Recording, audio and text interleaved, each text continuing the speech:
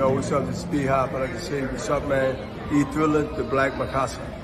What's going on? This is the champ, the Hall of Famer. Respect, the undisputed. Yeah. Are you not entertained? Are you not entertained? Is this not why you are here?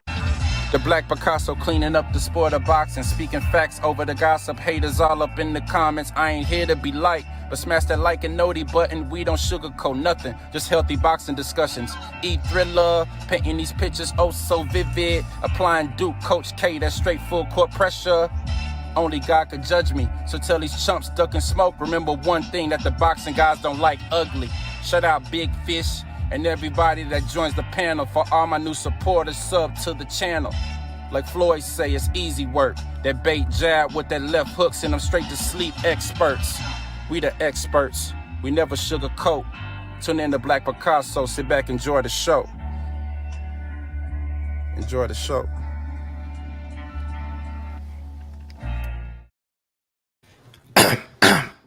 Now, before I get into what I'm about to get into, I just want to make sure that each and every last one of y'all hit that like or dislike button. Don't forget to put some Coach K Duke full court pressure on that sub button if you're new to the channel. And please be sure to ring that noti bell so you can be notified via email each and every time your boy E-Thriller, aka Hamrothstein, aka the Black Picasso, because I paint these pictures so vividly with my words on the sport of boxing whenever I feel like it. And once again, fight fans, ladies and gentlemen in the wolf pack, welcome back. Now, first things first, man, shout out to everybody that's watching this live stream podcast on my YouTube account, my Twitter account, my IG account, my Twitch account, and my Facebook account. I can't forget about y'all. Salute. I appreciate each and every last one of y'all for slipping and sliding with your boy E-Thriller, aka the Black Picasso, man. I'm on a bit earlier tonight. I'm trying to show a little bit more love to all my people on the East Coast, man. Shout out to y'all. Shout out to everybody from the South, which is where I'm from. Shout out to everybody on the motherfucking West Coast. Shout out to the Midwest. Shout out to the North. Shout out to everybody overseas, man, that's been rocking with your boy E-Thriller in the Wolfpack for all this time, man. But you see tonight's title of the show. It reads, Gervonta Tank Davis is a Tericloth. Ryan Garcia needs to shut up. And Plant versus Benevidez. So it's a couple of topics I wanted to touch on tonight. So without further ado, let's get into this real shit. So one of the biggest fights in 2023 between Gervonta Tank Davis, right, and Ryan Garcia is less than a month away as of yesterday, if I'm not mistaken. And maybe it's just me. Maybe I'm an anomaly. Maybe I'm on the outside looking in with this shit, everybody in the Woodpack and in the playback gang. Shout out to y'all. But I am already sick and tired of both of these motherfuckers with all this corny ass shit that they got going on Twitter and at the press conference and during these interviews. I mean, here's the breakdown. Exhibit A, Ryan Kardashian, oops, I meant Garcia. Kudos to you for doing what needed to be done in order to make this fight happen between yourself and a Gervonta Tank Davis. And even though I feel like the fight should have happened several years ago, but you know, you was bullshitting. You said that you had to fight with Manny, which turned out not to even be the case. It's supposed to be an exhibition. Then it went to a sparring match and then back. And then Manny was like, look, man, I don't know what the hell you talking about, Ryan. So we know why that fight fell through a couple of years ago. But way to go. Congratulations for doing what you were supposed to do in order to make this motherfucking fight. But moving forward, I'm going to need you to put a cork in it, my brother. I'm going to need you to shut the fuck up. Zip it. Because I'm getting sick and tired of you bitching and moaning and complaining about some shit that you and your dumbass team in Golden Boy Promotions, yeah, I said it, and I didn't stutter, agreed to. Shout out to Oscar, shout out to B-Hop, but they are the ones that put you in this opportunistic position against a Gervonta Tank Davis, who is clearly the A side in this fight that is at a catch weight at 136 pounds. We all know that his belt at 135, the regular belt, because we know the real champ, shout out to Devin Haney, the dream. He has all the real straps, right? But we know Tank, he ain't even putting the regular belt on the line. He's fighting at a catch weight with all these goddamn stipulations and clauses and all this shit, right? And even though I tend to side with a Ryan Kardashian, oops, I meant Garcia, on this whole rehydration clause situation between him and Tank, I got 4 words for you, my brother. Shut the fuck up. because it's over and done with now. So you might as well stop bringing this shit up in every single interview that you've been doing that's leading into this fight, because on the outside looking in, just for me, from my perspective as a little old fan with a little old YouTube channel, as a fan of the sport of boxing, it seems like to me, Ryan Garcia, and I'm talking to you first, it sounds like you're looking for some sort of sympathy.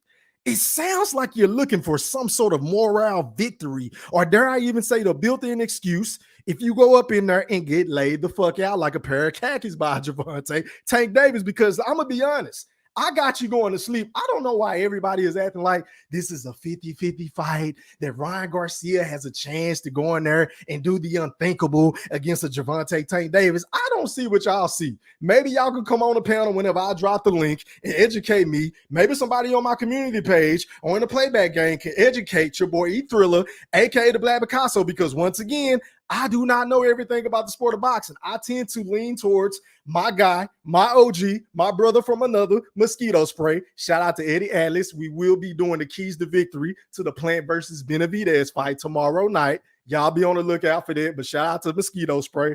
But yeah, I tend to lean towards people that know way more about the sport of boxing than me. So if you got some takes or some inputs that maybe I'm overlooking, because I've been watching all day fights over these last couple of weeks, y'all, and I just been licking my chops, and I'm just trying to figure out what the fuck can Ryan do to really go in here and pull off the unthinkable, because I don't see it. I don't see it, but I'm going to get deeper into that later on down the line. But having said all of that, I'm not going for all the built-in excuses. I'm not going for all the sob stories in every interview. You did one at the press conference saying, oh, why did you wait, Ramey? Why did you do this? And why did you do that? I mean, I get it. It's some hoe ass shit. I don't agree with it. I don't rock with it at all. Because a lot of you Tank Davis fans, you fucking tankers, right? Y'all the same niggas that love to get on a Canelo Alvarez with all these goddamn rules and stipulations going into his matches and so on and so forth, right? But then you turn around and want to be a hypocrite and give Tank a pass just because you like this guy or he's black and all this other extra goofy ass shit that isn't benefiting the sport of boxing. Yeah, I said it and I didn't stutter. But back to what the fuck I was saying. Exhibit B. Speaking of weak, David Stern, Roger Goodell, and the great Vince McMahon from the WWE in his prime during the Attitude Era ain't got shit on a Gervonta Tank Davis and an Al Heyman with all these rules and stipulations just to fight a guy that everybody and their mama feel like Tank is going to watch in Ryan Garcia, right? I mean, I get it. Like, damn, Tank, I thought you was that guy. I thought you was that nigga at 135 and beyond. I thought you was the face of boxing. This man said it at the second press conference in LA that he was the new face of boxing. Never mind the Canelo. Fuck a AJ. Gervonta Tank Davis. I hope y'all sit down for this, and shout out to everybody in the chat. But Gervonta Tank Davis claims to be the face of boxing, the same guy who has never fought a fucking 50-50 fight, the same guy who sat up there and said on $1 million worth of game that I ain't never asked for no big fight, the same guy that sat up there and said with a straight face that he's the face of boxing, I ain't never even cracked over 300 to 500K in pay-per-views. I mean, are you fucking kidding me? Are you kidding me? And I get it, Tank. I understand it. Leonard Ellaby, I'm going to get to you in just a hot second. We understand you're the A-side over everybody at 135. We understand that you will be the A-side to a Devin Haney. We get it. We understand that you will be an A-side to a Shakur Stevenson, a Ryan Garcia, obviously, a Teofimo Lopez if you were to move up to 140. Hell, even if you were to dare to fight a Regis Prograis or a Josh Taylor at 140, you would be the A-side from 135 to 140 and beyond. We get it. But my nigga, where was that same level of fervor? No, scratch that, E-Thriller. Where was that same fucking energy whenever you moved up? You, not nobody else, but you, Tank, the quote-unquote new face of boxing. Whenever you moved up to 140 pounds a couple of years ago to fight a Mario Barrios, I wait. Say it with me. I will fucking wait, because I can vividly remember Gervonta Tank Davis saying this bullshit. Once again, y'all know me. I love to come with the receipts because receipts is a motherfucker, and I am the king of whooping a nigga with his own goddamn words. So let's go out to this article. Shout out to the boxing scene. Make sure y'all hit that like button as you come through the door. Pretty please. But shout out to the boxing scene, man. This article was for, matter of fact, hold on, y'all. Let me zoom this in so y'all can see it. Because I don't know if y'all watching this on your laptop, your computer, your Android, your iPhone. Y'all let me know in the chat. Give me a thumbs up, drop an E3 in the chat if y'all can see this shit before I go in on this. Because I'm going to read this article that was dated for, let me see. I think this was dated for June 25th, 2021. Okay, we're in 2023, ladies and gentlemen in the Wolfpack. But the title reads, Gervonta Davis, does it really matter? There's no weight limit for Barrios on fight night. Now, as we scroll on down and read this article, let's go to the third paragraph. It says, and I quote, "It really doesn't matter," Davis told theboxingscene.com. Following the press conference Thursday at the Omni Atlanta Hotel at CNN Center. If he come in too heavy, it's going to be more an advantage than because he's going to be much slower. So he's better, he said, so he better top it off at, whatever he feel good at, end quote. And then he further went on to say, and I quote, "That's not a ton." He said, "That's decent. They probably around fair because when I fight, I come in at 130, come in at 139 and 140. You understand what I'm saying? So Tank just said it right here, man. And then he also said further on in this article, there's never really been a time when this is Barrios. Barrios said, there's never really been a time where I blow up more than, 12 pounds on the night of the fight. So there wasn't a concern during negotiations for this fight. And then I believe Tank said something else. Now, I think that was pretty much it. But Tank said it out of his own mouth, man. Look, he said there is no limit to how much either fighter can weigh. However, whenever they step in the ring Saturday night, Davis didn't want any restrictions placed on Barrios because he doesn't want fans and the media to criticize him for limiting the defending champion in their 12-round title fight. That's what Tank said. I didn't say this shit. Tank said it out of his own goddamn mouth. So Tank, my brother, again, I would love to ask you, where is this same fucking energy for Mario Barrios? Because I don't know everything about the sport of boxing, but I do know that Mario Barrios was fighting at 140 before Ryan Garcia. I do know that Mario Barrios since then, ever since he got knocked the fuck out by the Gervonta Tank Davis with that body shot and shit like that, he has moved up to 147. In fact, it's being rumored and reported that he's about to go into some sort of interim title match between himself and Yordenis Ugas. But before that, he got beat the fuck up by Keith one-time Thurman. So the last time I checked, I'm just using my common sense. I'm just thinking logically here. Mario Barrios is much bigger than a goddamn Ryan Garcia. So, I get it. Once again, I understand you're the A side, but god damn. You want to talk about being a coward. You want to talk about being weak. You want to talk about being a motherfucking flaming hypocrite. That is Gervonta Tank Davis in a nutshell right now, because I'm just going to sit back and say this, man. I don't know. Maybe I'm too overconfident in this fighting Tank and his abilities, because maybe Tank sees something in Ryan that I don't see, which is why he's coming with all these goddamn rules and stipulations. And you got to do 2 weigh-ins and you can't come in over a certain weight or else, you understand, you get penalized. But damn, my nigga IOTBA, shout out to him, brought up a hell of a point. And I was talking to him earlier. And shout out to Timothy Bradley, because this is where he got that shit from. But Bradley was like, look, man, you might want to take that fine just so you can come in and feel great at full strength, so you won't have any built-in excuses. And so you could be at your absolute best whenever you face your best competition in a Gervonta Tank Davis if you're Ryan Garcia. So that's just something to think about. I'm just going to throw that out there. That was one hell of a point. Shout out to my nigga IOTBA. Make sure y'all go sub up to him. Shout out to Desert Storm, the future Hall of Famer. I think he's going in a couple of months, man. Shout out to Desert Storm. But anyway, back to what I was saying. So, Tank, if you didn't want to put all these rules and regulations and stipulations on Mario Barrios, a nigga that nobody even wanted to see you fight, didn't nobody want to see you move up to fight a Mario Barrios. And hell, even the belt that you fought for was the regular belt, because, hello, you ever heard of Josh Taylor from the UK? He was undisputed at the time. And the same Josh Taylor that Leonard Ellaby said, and I quote, had nothing to offer a Gervonta Tank Davis, but a Mario Barrios did. But speaking of Leonard Ellaby, ladies and gentlemen in the Wolfpack, I'm about to roll an interview. I'm not going to show it. I'm going to have y'all listen to the audio only, because I ain't trying to get flagged. YouTube been doing all kind of weird fugazi ass shit. on my channel, man. But I want y'all to listen to this goddamn interview because this pretty much sums up everything that is wrong with the sport of boxing at this present moment, man. And once again, I do not own the rights to this content.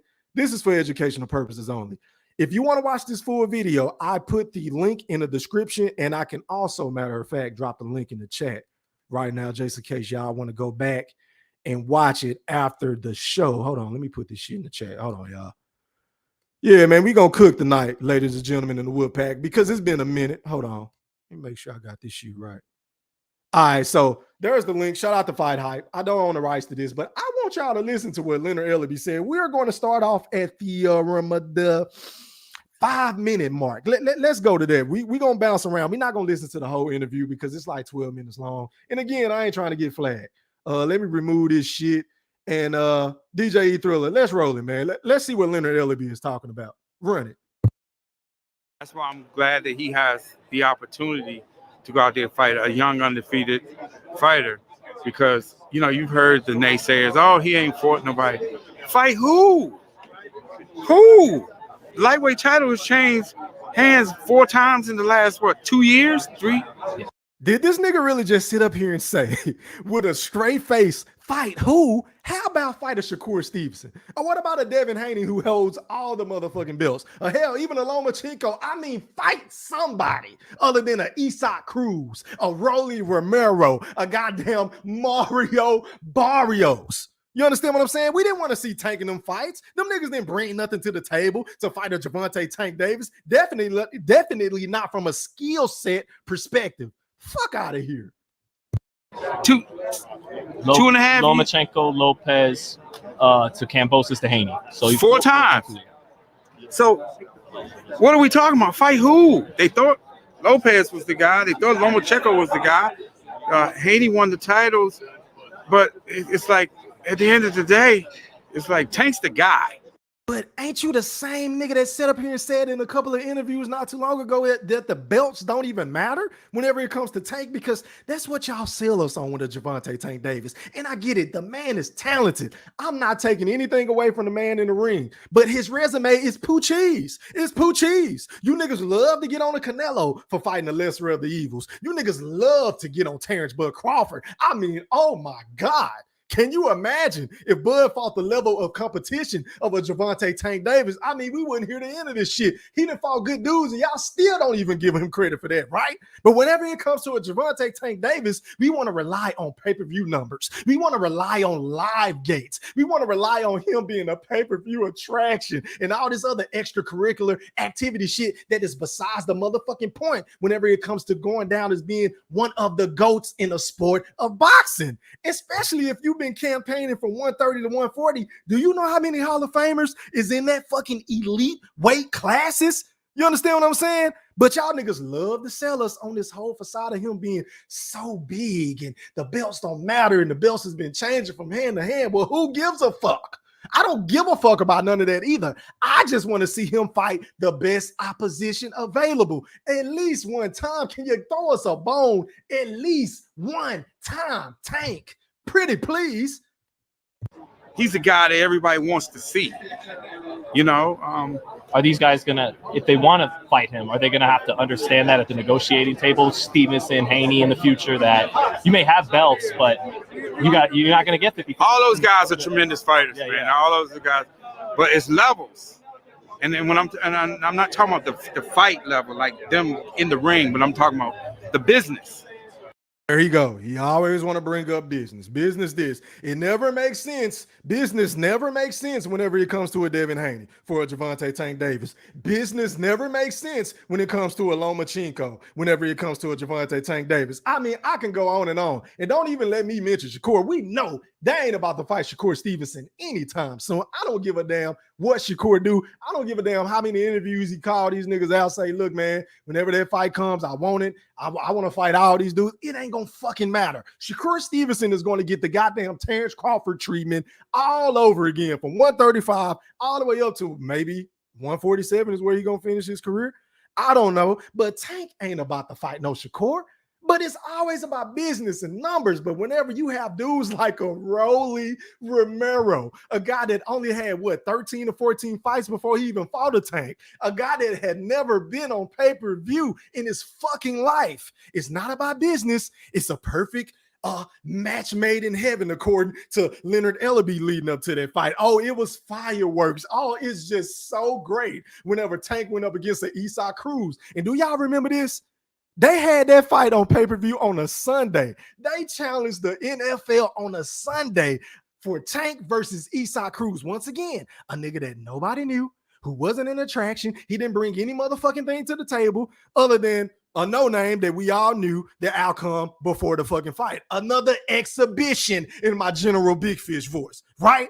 But let's finish listening to what this nigga got to say, man. Shout out to everybody in this bitch. You know what I mean? Yeah. The business. You know what I mean? It's a big gap and a big difference. You know what I mean? And it's like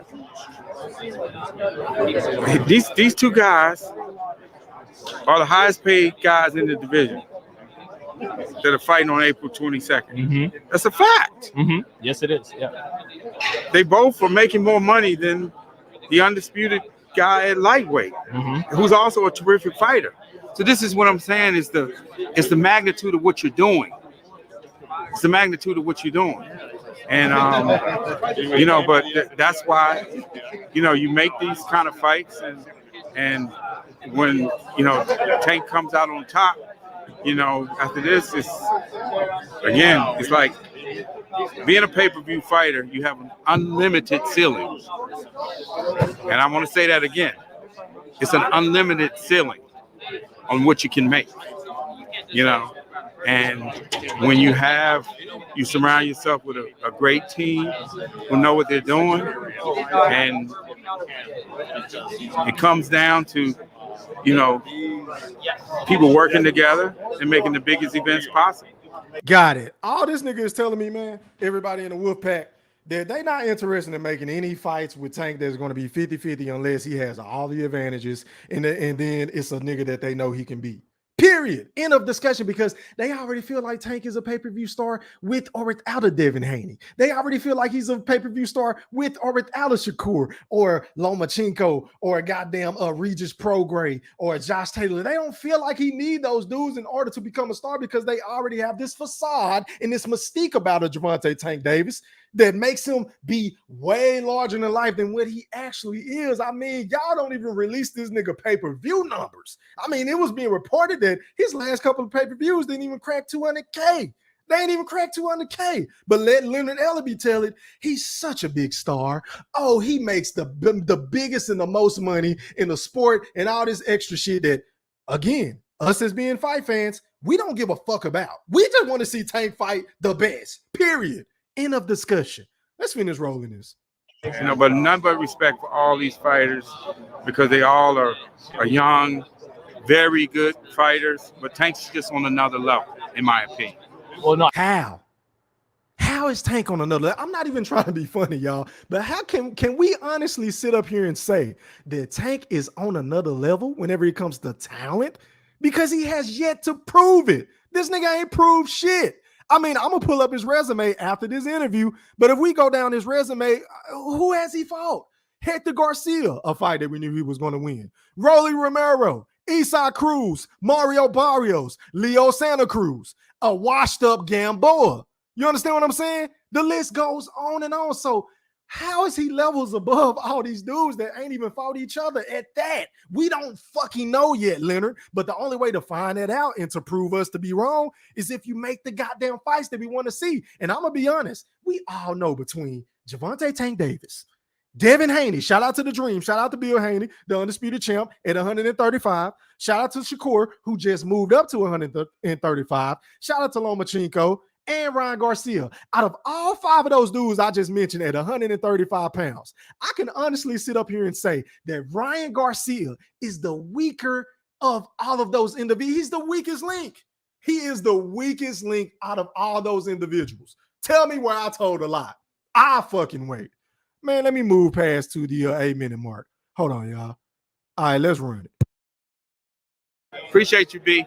Okay. All right, boss. Well, when it comes to box office, it is a fact what you said. He is the top dog, and not just that, but top 10 pound for pound on, you know. And no, it's not just. And I cutting you off. I mean, damn, I don't ask for much, y'all, but can y'all please hit that goddamn like button? I mean, pretty please. I got 42 people in here with 29 likes. I know I got a lot of haters on YouTube. I know it's a lot of motherfuckers in the chat that's listening that won't come in, that hate my guts. But can you niggas either hit the like button or hit the dislike button? Can you do something for your boy, E-Thriller, aka the Black Picasso? I mean, you're in here anyway. So can you contribute to the channel and get the algorithms going so the channel can continue to grow? Let's roll this shit. It's not just about box office. It's about, you know, and I think people get misunderstood on what an attraction means. What an attraction means. It's like people want to see you. Everywhere you go, it don't matter where you go. They want to see you fight because you that dude. So did people really want to see a Rolly Romero go up against Tank?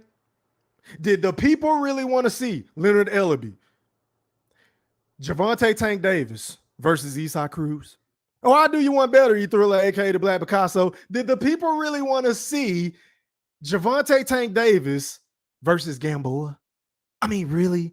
Are you fucking kidding me? I mean, are we really going to sit up here and act like that Devin Haney and a Shakur and a Lomo and a Regis Prograis and a Josh Taylor, they ain't no homo weight than them other motherfuckers that you talking about? They ain't no attractions. I mean, I got Devin Haney's goddamn Instagram pulled up right now.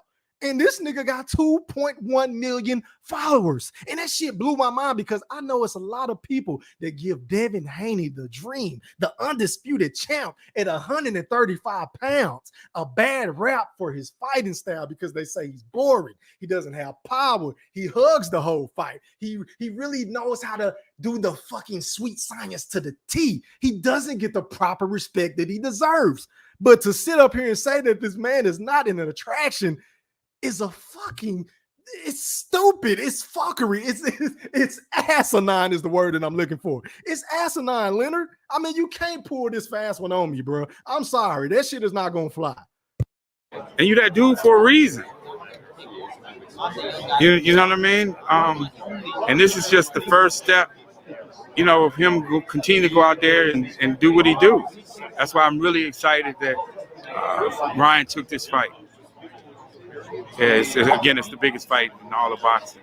How do y'all feel about that? Because we was having a discussion in one of our group chats not too long ago, man. And do y'all feel like this fight is bigger than Errol Spence and Terrence Crawford in terms of live gates, pay-per-view sales? Which one of them fights? As a matter of fact, let me do a poll while I'm at it. Now I think about it before I forget, because I honestly want to know, what fight do y'all feel like is going to sell more live gates, tickets, and pay-per-views? Do y'all think it's going to be Ryan and Tank, or do y'all think it's going to be Errol Spence and Terrence Bud Crawford if that fight were to ever happen? Let me see. Let me see. What's the bigger fight? That's a hell of a point Leonard Ellaby just made. Ryan. Hold on, y'all. Tank. Let me see. Let me get my spelling right. Let me get my spelling. And then Spence and Crawford. Y'all let me know in the chat. Make sure y'all vote, man. Because I said at the time, I think it might be Tank and Ryan, even though I know from a competitive perspective that it's not a way better fight than Errol Spence and Terrence Crawford, because to me, that's more of a 50-50 fight. But I think from a casual perspective and from both of their fan bases colliding with one another, I think Leonard Ellaby might be on to something with that. But hey, I could be wrong. Once again, I don't know. That's why I'm asking y'all. But let me finish rolling this interview. I'll stop on this. This is my last one on this topic, but he's number one at box office and top 10 pound for pound and won belts in 3 divisions. And Deontay Wilder says it's a business first, sports second. But at the sports side of it, Haney may have 4 belts, but Tank is the king of the, and there's dispute who's the better. Do they got to see each other at some point for people in the sport to know who really is the best? Well, this is what I think. I feel like that's turning into the next Spence Crawford. This is what I think. I think that when it comes down to it, the way you prove it is in the ring. This guy saying this guy, but you got to get to that point though. I mean, but damn, Ellerby, what is it going to take in order for y'all to get to that point to where you say, you know what, let's go ahead and get Devin Haney versus Gervonta? Because it's a lot of bad blood. We've been hearing about the sparring session from Adrian Broner and Bill Haney and everybody that was involved on that day. You understand what I'm saying? So it's only right for these two dudes who are supposed to be two of the top dogs at 135. Hell, even if they fight at 140, I don't give a damn if it's for all the belts. I just want to see talent for talent. Who is the better between the two? Because we know Tank don't give a fuck about belts, right? Y'all have made that abundantly clear, right? We understand that. So I don't even want to hear this about, oh, it got to be at 135 for all the belts, because y'all always downplaying Devin Haney and his accomplishments. And I get it. He beat a George Kambosos, but I mean, my Lord, who on Tank's resume is just that much better than the fucking Kambosos? I don't know. You know what I mean? You got to get to that point.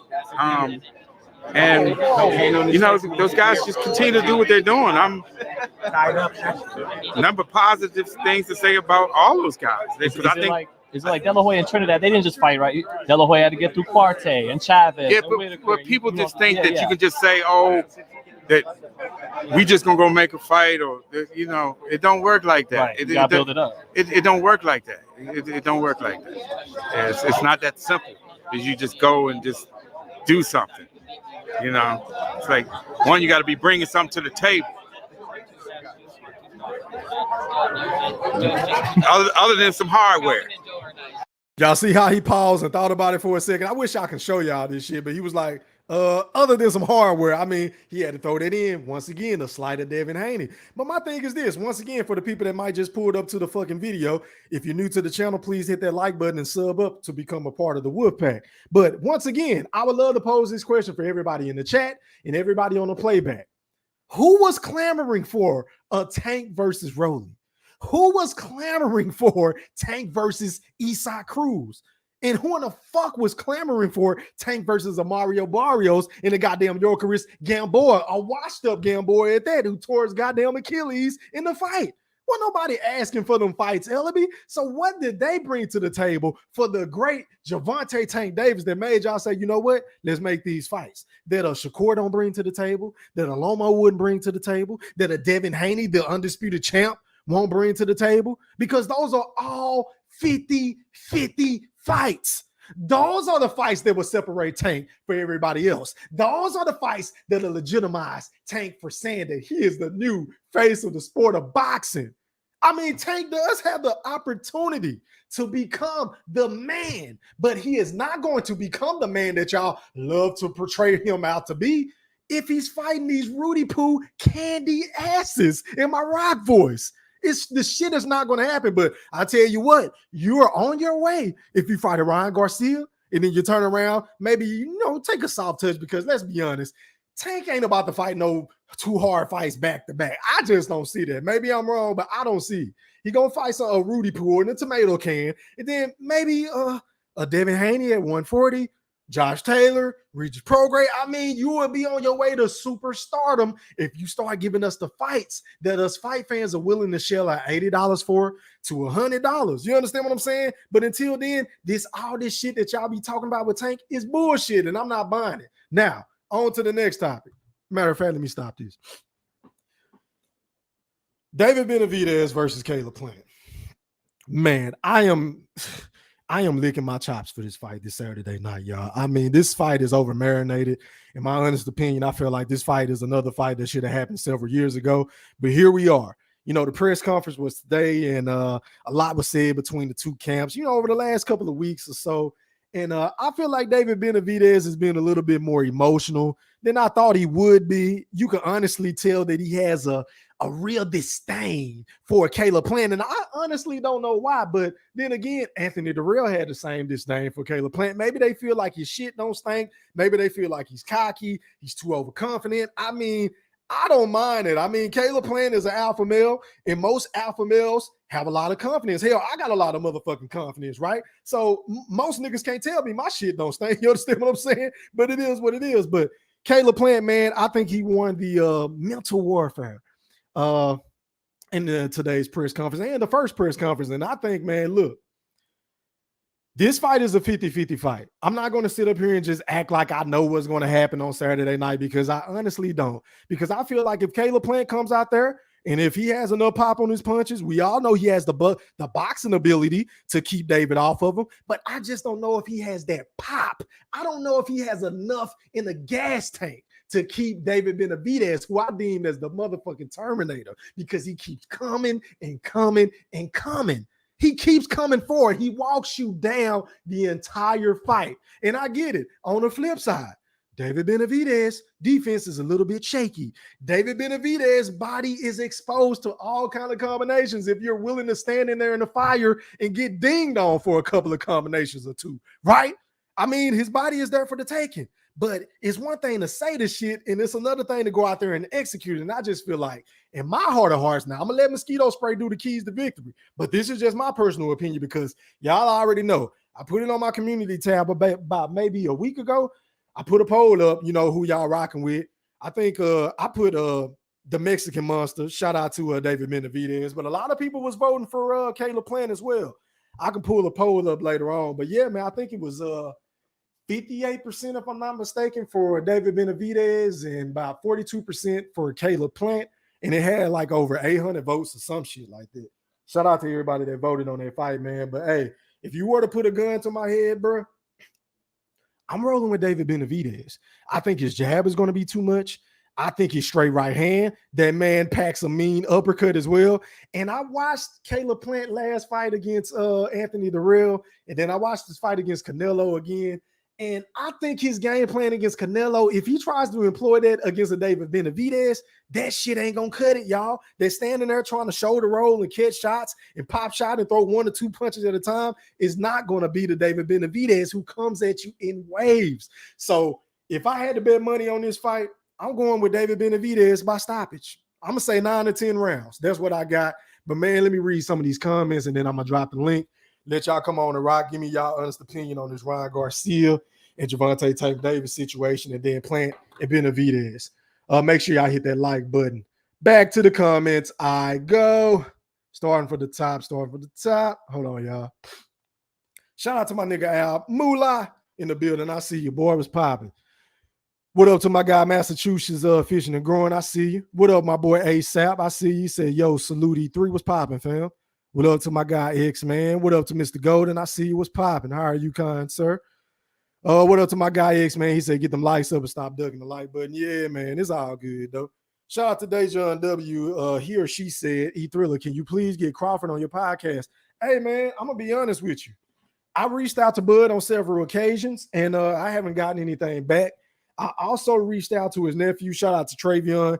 He said he was going to try to make some shit shake, bro, but, I mean, it is what it is, bro. So, in order to get Bud on here, I don't know what to do. Maybe y'all need to start hitting him up like, hey, man, you need to go on E-Thriller, a.k.a. the Black Picasso Show. I mean, maybe that's the only way he'll come on here. But shout out to the champ.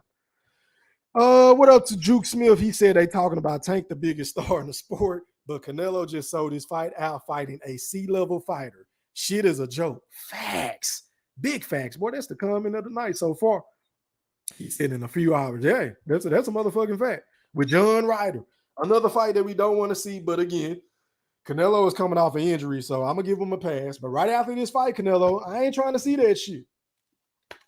It is what it is.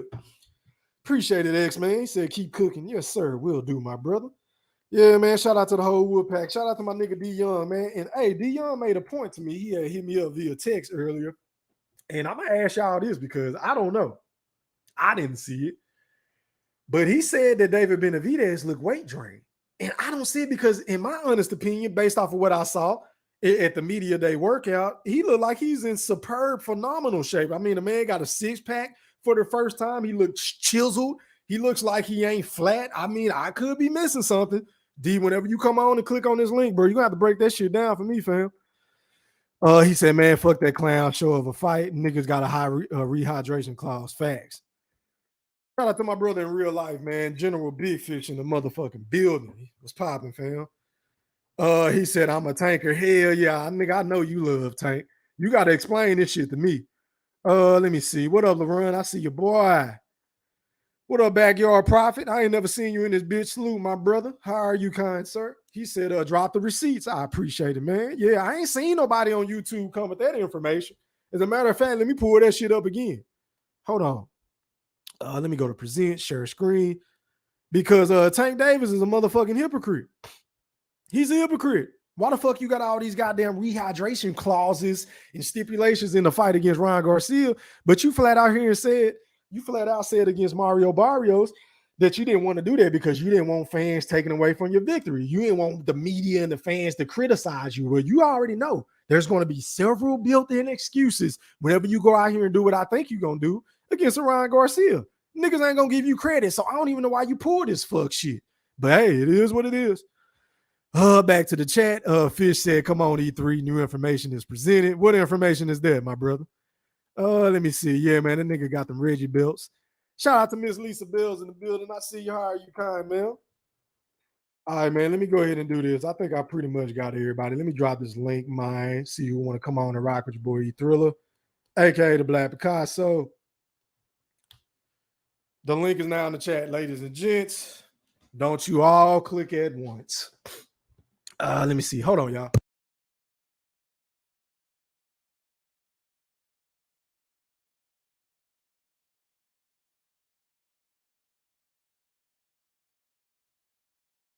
All right, I'm back, y'all. I'm back.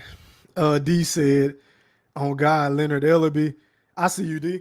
Hey, yo, whenever y'all click the link, make sure y'all turn your cam on and then turn it off so I can make sure everything is on the up and up. All right, man, going out to my dog, D Young. You're live on the chat with Woodpack. Talk to me, fam. What's poppin'? What's good, 3? You can hear me? Yeah, man, you sound crispy, my brother. How are you? Man, I'm good, man. How you doing, man? Long time, bro. Yeah, man, I just been, man, I just been chilling, man. I just been chilling, watching my Lakers and shit like that. Yeah. I see the Lake Show trying to do some shit, man. That's what's poppin'.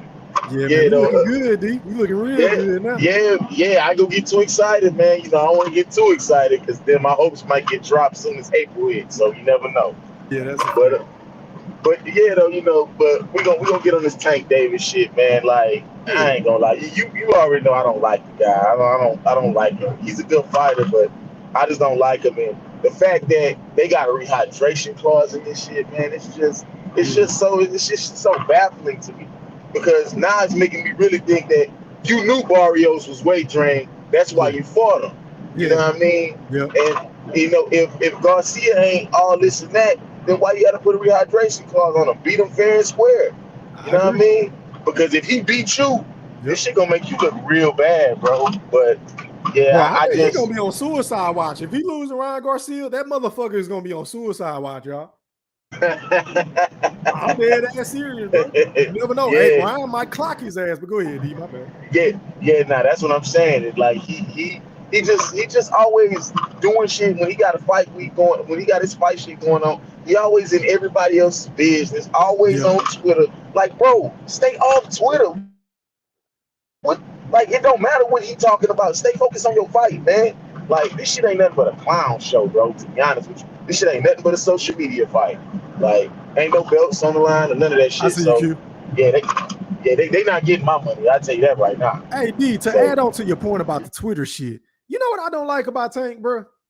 He one of them old posting the leader ass niggas. Like, why do you post some shit blasting the nigga, right? He'll say some shit about Floyd like he did the other day, and then 20 seconds later he deleted. Like, bro, you said it. Why don't you just stand on the shit?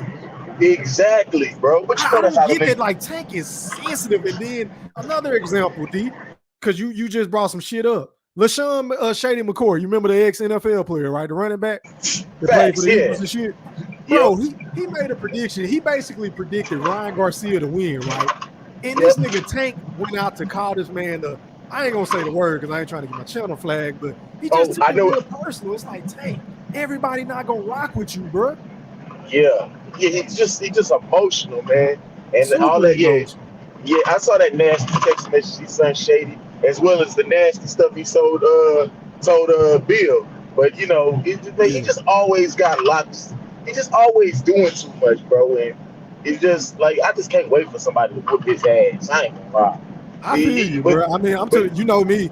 I really ain't got a dog in this race because I'm with you, D. I used to be a Tank fan, but I'm not so much no more, bro. Because I'm gonna tell you what turned my nose up at him. Whenever he said he ain't never asked for a big fight. Oh yeah, I couldn't believe it, bro. I'm like, well, wait a minute. Why the fuck you bitching and complaining on Twitter about fighting Rolly Romero, but you ain't never went up to Florida and Leonard Ellaby and Al Hammond and said, look, man, I want to fight this guy. He said he never did it, D. So I can't look at him the same as a competitor, bro. Oh yeah, that $1 million worth of game interview, that just let me know everything. And like people were saying, oh, Floyd holding him back and this, that, the third. When he said that came out of his mouth, I was like, okay, we need to stop blaming Floyd then. Yeah, because he was the same one. He was the same one that said Floyd tried to set him up with Pedraza. I agree.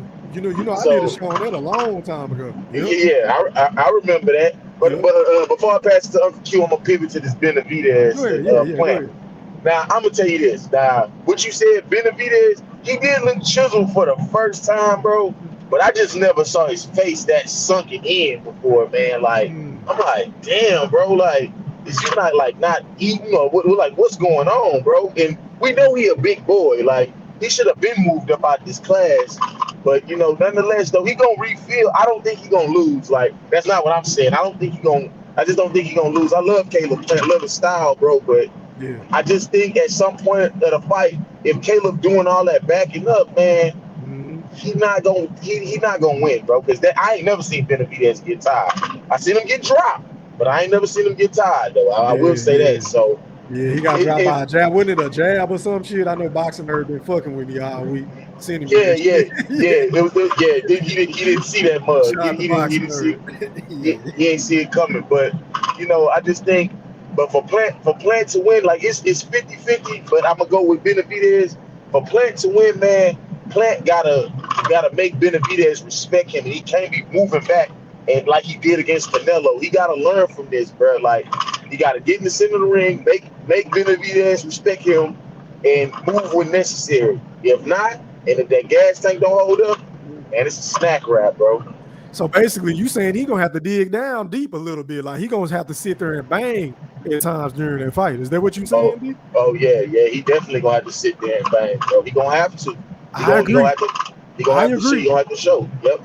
That was his biggest problem against Canelo. He didn't make Canelo respect him at all. At all, three. And the crazy thing about it, again yesterday.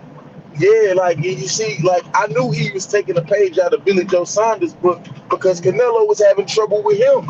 And like I seen what Plant was doing, it's just Plant just didn't stay and fight most of the fight. He just kept backing up, and eventually he got tired. So hopefully he learned from this, and his best chance to beat Benevidez, he got to clip him. At least clip him. So let me ask you this. Let me double back to Gervonta and Ryan before I pass the mic to the BFB Master Q. Is this something that I'm missing with Ryan Garcia, bro? Because I just don't see how everybody is saying that he can go in here and beat Tank. Can you educate me on what I may or may not be missing whenever it comes to Ryan Garcia and his skill set? Man, listen. I think people is just predicating this off of maybe because he's the taller fighter, but I had to look at these guys' reach, and I think Tank got the longer reach. So I don't think he got a snowball chance in hell, bro. I'm sorry. Me neither, bro. I mean, of course, anybody can get clipped, anybody can get knocked out, but the likelihood of that happening, I just don't know, bro. I don't see it. Yeah, man, I don't either. The nigga's like a deer in headlights when he's throwing that left hook. So, man, it might just be a Luke Campbell type of knockdown, but just only he gonna be knocked out. Yeah. This fight ain't going 6 rounds, bro. You don't think it's going past 6? Nah. Wow. Nah. Okay. I don't see it. But yeah, I'm gonna digress and pass it on to Q. Appreciate you, fam. All right, man. Going out to the BFB buddy, Master Q. You're live on the chat, the Wolfpack. Talk to me, fam. What's poppin'? Hey, Thriller, aka Goat Thriller. What's good, my brother? How are you, kind sir? Oh man, I'm good, man. Say, man. Yeah. Shout out to everybody in the Wolfpack for 1. And 2, man. You know, I heard the interview with Bill Haney, and after seeing those odds or whatever, I can see why one could say that it could be considered, quote unquote, an exhibition. But me personally, just because I know both of these dudes are young and undefeated, and I know that even though the consensus thought process is Tank gonna get him, it is a possibility that Ryan could get him, clip him if he catch him in the early rounds, right? Yep. My problem is I think Tank's way more smarter than him, move a little bit more than him. I think footwork and angle is going to be his downfall. I think he's going to take away that left check hook that he got and make him come with something else. On the plant in Benevidez, official announcement right now. Official announcement. My boy, this is Rob. This is Rob. I need to know, is we gonna bet 100 on Plant and Benevidez? Don't be telling me you getting afraid. I'm giving you the Mexican monster, the Mexican monster. So wait a minute, Q, you think that nigga getting cold feet? I don't know. All of a sudden, I've been looking for him. I even emailed this nigga. This nigga ain't even hit me back yet, bro. You know what I'm saying? I think that nigga getting cold feet, boy. Just let me know you getting cold feet, my brother. I ain't gonna do no tripping. It's just that if I'm gonna lose some money, I'd rather lose it to him. You know what I'm saying? Because we bet it before and he been good to me. So if I'm gonna lose to somebody, that's the only person I want to lose to on YouTube, bro. But I feel like Caleb Plant gonna shock the world, man, come Saturday, man. I like that trainer, bread man. I've seen a different Caleb Plant. Caleb Plant will sit and trade from time to time. Kind of remind me of how Derrick James did with Jamel Charlo when he came from Ronnie Shields to him. He started making Charlo sit on his punches. Charlo started getting knockouts. That's a fact. Yep. It's a strong possibility. Caleb Plant, he got the skill set to walk Benevidez in the traps. Don't nobody go to Benevidez's body. That's something I noticed at all his fights and all his opponents. Don't nobody go to Benevidez's body. Yeah, yeah. Turn your cam on, AC. Turn your cam on, man. I'll bring you on. Go ahead, Q. My bad. I think. Appreciate you. I think Caleb don't have to clip him to win a decision. I think Caleb can outbox Benevidez easily. Caleb Plant just got to learn from his last time fight Canelo. Yeah. And he got to stay off them goddamn ropes. And I hope his conditioning is top notch in the later rounds because that's the only thing I'm afraid of, him getting clipped. He don't get clipped, I think Caleb Plant not going to have as much difficulty as everybody think he's going to have because of his movement. His movement's going to elude a lot of that straightforward bullshit that's coming from flat-footed Jose Senior Jr. That when he going to be in the ring, every time you're going to hear in the commercial, he's going to be Teofimo Sr. in the ring. Get him out of there, David. Stop playing with him, David. Come on, bro. Come on, bro. Down, bro. Come on, bro. It's fucking down never, bro. Yeah. But other than that, hey, man, I'm going to pass the mic till we get to that open smoke.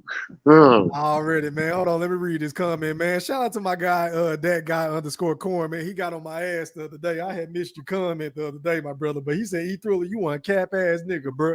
You were supposed to go live. That nigga got on my ass. So, hey, man, I apologize, bro. I'm going to be more consistent moving forward, my brother. I appreciate you for holding me accountable. But going out to AC, man, you live on the chat with the Woodpack. Talk to me, man. What's poppin'? Hey, what's poppin', man? Salute to the channel, salute to the chat, salute to everybody right there, man. I'm gonna just give my thoughts real fast so the panel could get opened up. You good, bro? Go ahead and pop your shit. I'm kind of leaning on some weird funky shit happening, and Ryan Garcia may walk away with a split decision. Why you say that? I just see something in Ryan Garcia that I haven't seen prior to him. He's coming into this with a lot of confidence. General consensus is he pressed for this fight. It's not like a Rolly type situation. Rolly talks shit into the Tank fight. Ryan shows some respect. I think Ryan may be looking to get even with this dude in the ring for that chain situation. So Oh yeah, that's right, at the club in LA, right? Yeah, Yeah, that was yeah. fucked up, man. So Yeah, my bad. Go ahead. yeah, so that's why I'm thinking like I kind of I lean towards Tank winning, but I also got a 2-3% more lean towards some weird shit happening. Ryan walking away with a split decision. Mm. You feel what I'm saying? As far as to Plant versus Benevidez. Yeah. I've been a long time fan of David Benevidez. Not too much of Junior Benevidez, but David Benevidez definitely. I see the fight like this. I don't believe David's not gonna knock this dude out in the 6 rounds that he's claiming. It's gonna come somewhere between the last 2 rounds because Caleb is gonna use a lot of superior footwork. Try to pop shot him here and there, but I believe David Benavidez' hand speed and constant pressure, and some of those body shots he's gonna land on Caleb is gonna slow him down enough to where Caleb is gonna go to his bread and butter is to try to play off the rope, and that's where it's just not gonna be a good night for him. I see Benavidez stopping the dude in the last couple of rounds. If it's a 12-round fight, it'll be in the 11th or 12th. It's a 10-round fight, it'll be in the 9th or 10th. But it's going to be a hell of a fight. Yeah, that's what I said. I said 10 rounds, bro. Yeah, David Benavidez. Yeah, I think Plan is gonna come to show his ass, and he may expose some serious weaknesses in David Benavidez, but I think David Benavidez is still gonna come out victorious. Already, man. As far as that Ryan the Tank situation, how do you feel about the rehydration clause? I'm not feeling that. I'm somewhat kind of like from what rumors were around, Floyd kind of spearheaded that thing, and it's like, bro, you trying to get back for that stupid shit that happened between you and De La Hoya mad years ago? You trying to pass the torch down to these guys, that rivalry? Let them create their own. Don't force your stupid shit on me. So wait a minute. So you saying that Floyd was involved on this shit? That's what reports that I think it was a couple of other channels. Oh, okay, I got you. All right, that was saying, Floyd was one of the guys who was trying to spearhead this fight because some weird shit that's going on between him and Tank and shit like that. So he's trying to for whatever the rumors were. I don't know if they're here or there, but they're just rumors. But I was just like, whatever. I don't know, and I really don't give a shit. But if that's the case, I don't think that's cool. I don't think the rehydration clause shit is cool anyway. Yeah. You know what I'm saying? Beat the man straight up. If you feel he's not on your level, there is no reason for you to take any advantages. Zero. I beat your ass with nothing, Duke. I come in there dehydrated and fuck your ass up if I think you ain't on my level. Yeah. You know? Yeah, I just feel like he making it to where, Ryan and his fans gonna have a built-in excuse if he whoop his ass. So yeah, I feel like it was totally unnecessary, especially when you didn't do that with Mario Barrios. Yeah, exactly. And there was a much bigger fighter compared to Ryan. Yeah, and it's just like you did this to a dude you played in a club, so bro, just finish the job, knock the nigga out in the ring, call it a day. Like, Duke, I took your chain and I knocked you out. Want some Adrian Broner shit. Yeah. I took your chain and fucked your bitch. Took your belt and fucked your bitch. Yeah. You feel me? It's the same thing. Do that. Already, man. Hey, man, the panel open, man. Y'all go ahead and rock. I'm about to run to the Say, can I rebut that real quick for 1 second, man? Because check this out. You mentioned Mario Barrios, right? Is that the reason why you have a problem with him putting a rehydration clause on a catch weight that they agreed to at 136, and the man trying to make sure he don't come up in there 150, 160? Hey, see, let me ask you one. Let me just say one thing. Hey, young, it shouldn't matter. I'm gonna answer both of y'all questions. I got you on the rehydration clause. But go ahead. What's your quick statement? I'm gonna say this. It don't matter whether it's a catch weight or not. It don't matter whether he should come in on fight night. If you the face of boxing fan, go with him. Whether he come in at 150 or not. So what? You talk all this, and this is my thing. This is what I was telling 3. He talks so much shit, but you gotta have stipulations, bro. And my thing is, Barrios was way bigger, and it just made me really think that Barrios was fucking weight drained. He was finna move up, because Regis Prograis even said it, because him and Regis Prograis was supposed to fight, and they didn't, because Barrios told him he was too weight drained, but he wouldn't go fight Tank. So. Okay. Go ahead, watch this. So here's my answer to your question about the weight thing. Okay. Tank has had fights or a fight at 140. It's no problem for that man to make 140. He's fighting right now at 135. Ryan Garcia is a natural 145 pounder for his height and everything. It's not cool when you reach a certain height and you try to squeeze down into those smaller weight classes like a Fedora and all of that shit. You look weird, and if a nigga got a really good body, got a really good body game on him, he gonna break you the fuck up because there's nothing there. You're supposed to look like a trunk, not like a stick, as the real boxing body goes. So at the end of the day, Tank is generally a much heavier fighter. I believe both him and Ryan Garcia probably walk around the same weight. You feel what I'm saying? But Ryan may look a little bit bigger because you feel what I'm saying? But I believe they probably around the same weight, maybe a 3-4 pound difference and shit like that.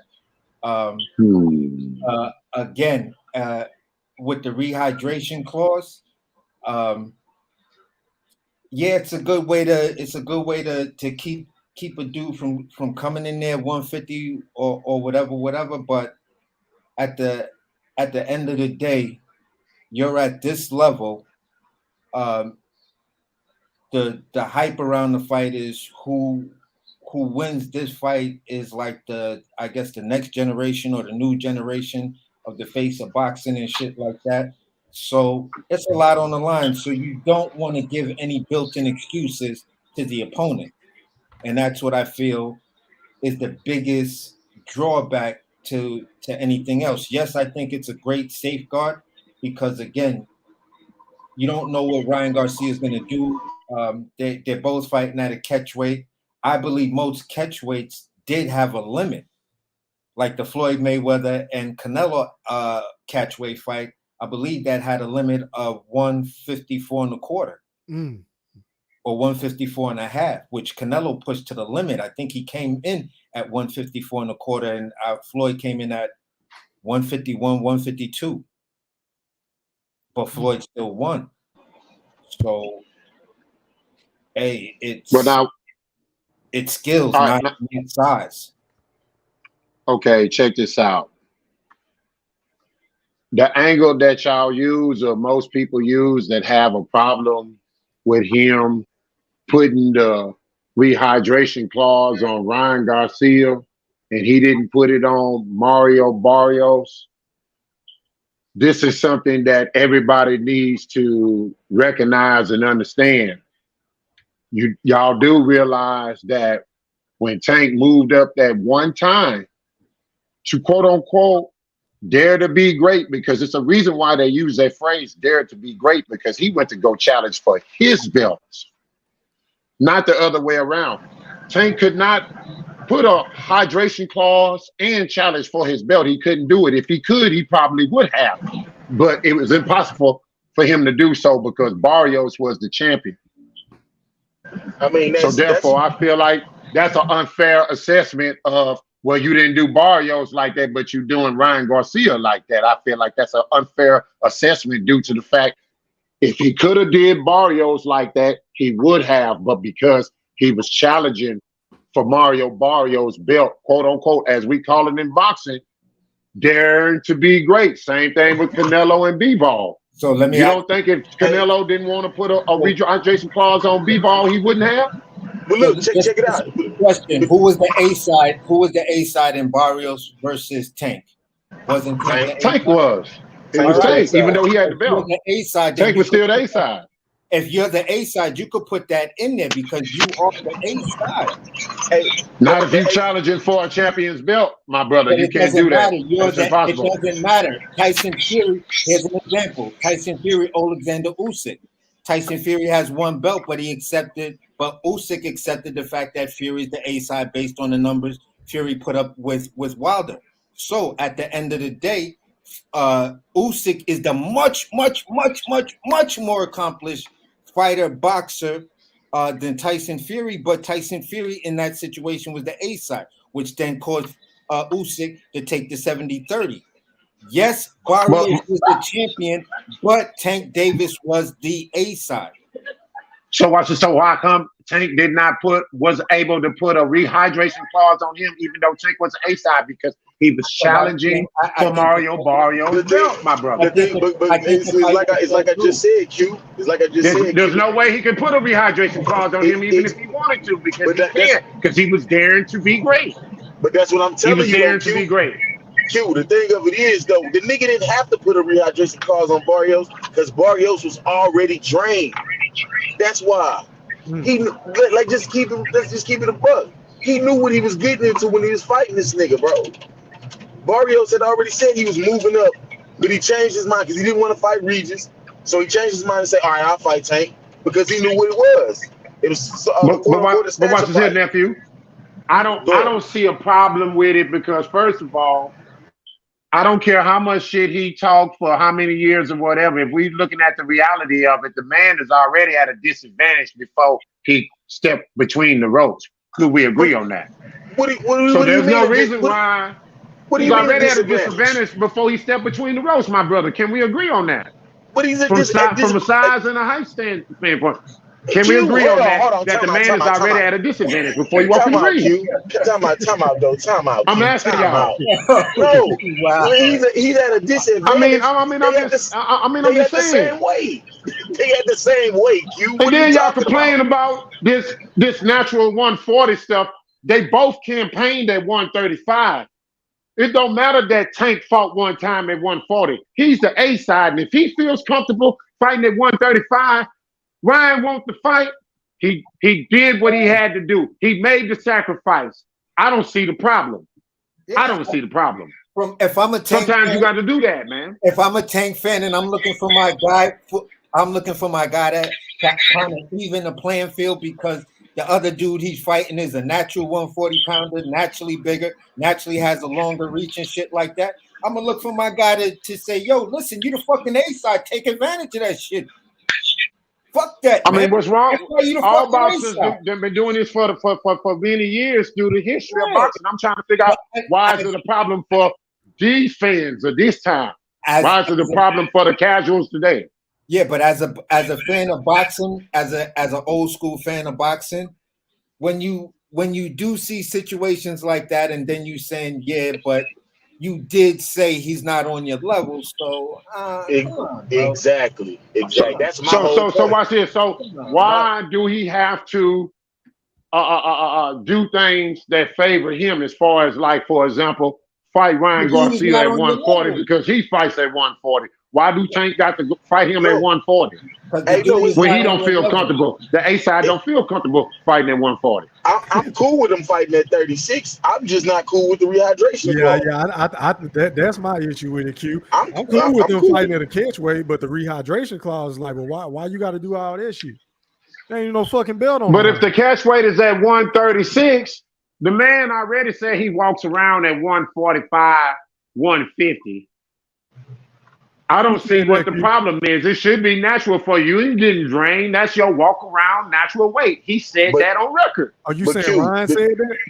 Ryan said on record that he normally walks around at 140, between 145 and 150.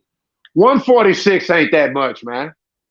It's 10 pounds above the agreed catch weight of 136. Tank shouldn't have to fight no dude 160, bro. Nah, I don't care how much people want to see that man get beat up, man. He's already at a disadvantage, bro. I'm gonna let y'all get back to it. Let me ask this quick question, Q. How much did you think Rolly weighed whenever he fought Tank on the night of the fight? Because that was a big motherfucker. Man, I'm thinking about that shit too, boy. Rolly was big. That bitch was big. That bitch was big. Wow. Y'all go ahead though. Go ahead. Yeah, that's what I was saying. Go ahead.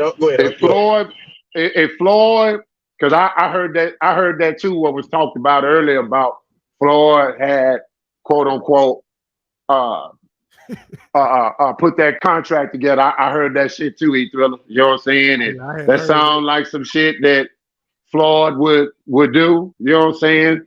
Just to stick it back to De La Hoya. You know what I'm saying? I can see that shit. That's my thing. But I get it. Yeah, I mean, you know what I'm saying? Just to stick it to De La Hoya, I agree with the brother on that. I agree on that. If it came from Floyd, I'm not faulting Gervonta at all. That didn't come from you. It wasn't your suggestion. You feel what I'm saying? But if it came from Floyd, like I said earlier, I'm just like, come on, Floyd, don't pass that down to them. Let them boys fight the way they need to fight. They don't, you know what I mean? But you know he being petty though with that though. Check this out though, AC. Hold on, y'all. Check this out though. Can we really say it didn't come from Gervonta too? Because read this headline. He said he's the bigger fighter. Why would I not have a rehydration clause? Hello. Sound like he with it too, bro. So I can't even see that. That's the thing. I don't like how people Floyd as a scapegoat whenever it comes to Tank. When he ain't getting no big fights, we blame Floyd. When he bitching and moaning, we blame Floyd. Floyd put this nigga in the title. He said Floyd was trying to set him up. Like, come on, bro. Yeah, so there's always something with Tank, bro. But go ahead. Yeah, I'm just like, now that you put that up, I'm just like, ouch. My whole argument just got shitted on. Like, literally. Really? That's what I was saying. That's what I was saying. I tried to give Gervonta a pass, and then you just dropped the headline, and it's like, oh. Yeah. Hey, did you see that other shit that I dropped earlier, bro? Damn, about the Barrio shit. Did you see that? The what now? The article with Barrios. Let me pull that shit up. Hold on. I don't know if you saw it. Look at this shit. Hold on. What the article is? Let me see. All right, so this one was dated for June 25th, 2021. The headline reads, "Doesn't really matter. There's no weight limit for Barrios on fight night." Tank said this shit. Hold on. Tank said there's no limit to how much either fighter can weigh. However, when they step into the ring Saturday night, stay form, woo-de-woo. Davis didn't want any weight restrictions placed on Barrios because he doesn't want fans and media to criticize him for limiting the defending champion in their 12-round title fight. He said it really doesn't matter.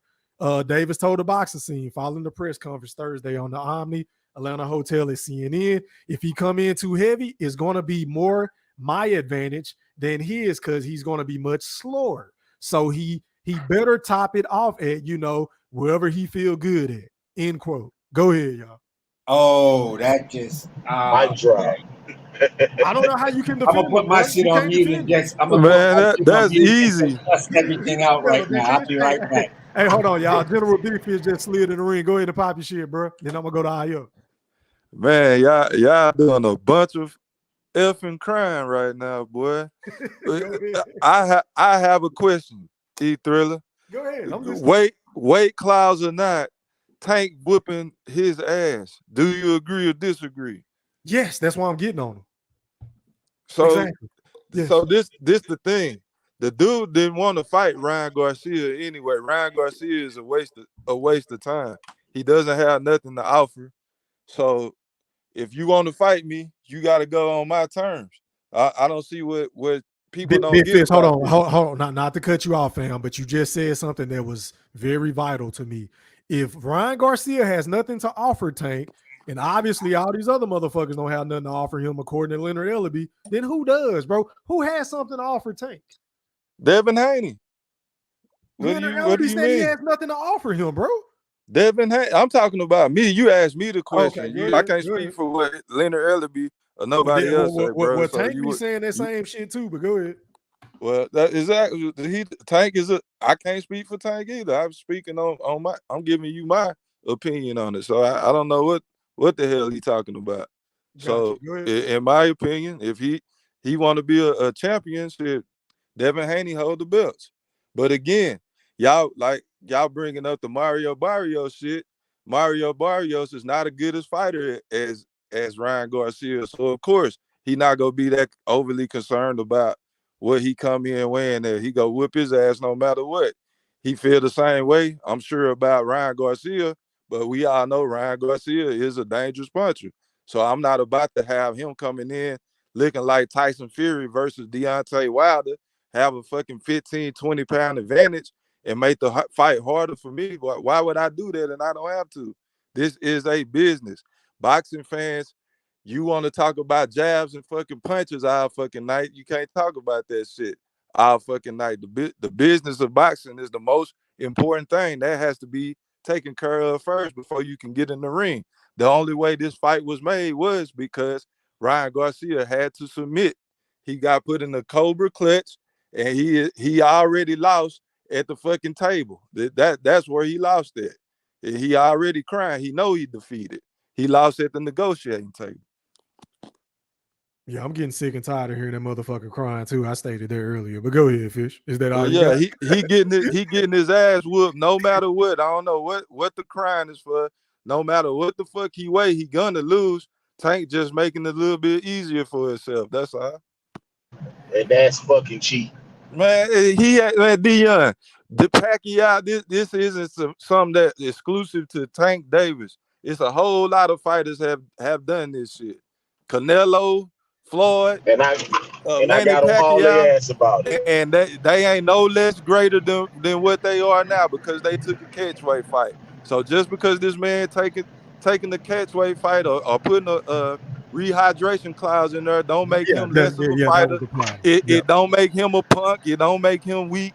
That's just what people think of him. If y'all want to think that, that's cool. Nah, But bro, it's plenty of catchweight greats fights that have done the are same thing. So great. y'all can't act like Tank some kind of weak punk because he got the man suspended on how much weight he can gain. Nah, bro. Some of the best fights in boxing, if you go back in history, them shits ain't happen when dudes had to get on the scale for what they for their primary weight class. Them shits was happening at catchweight all across the board.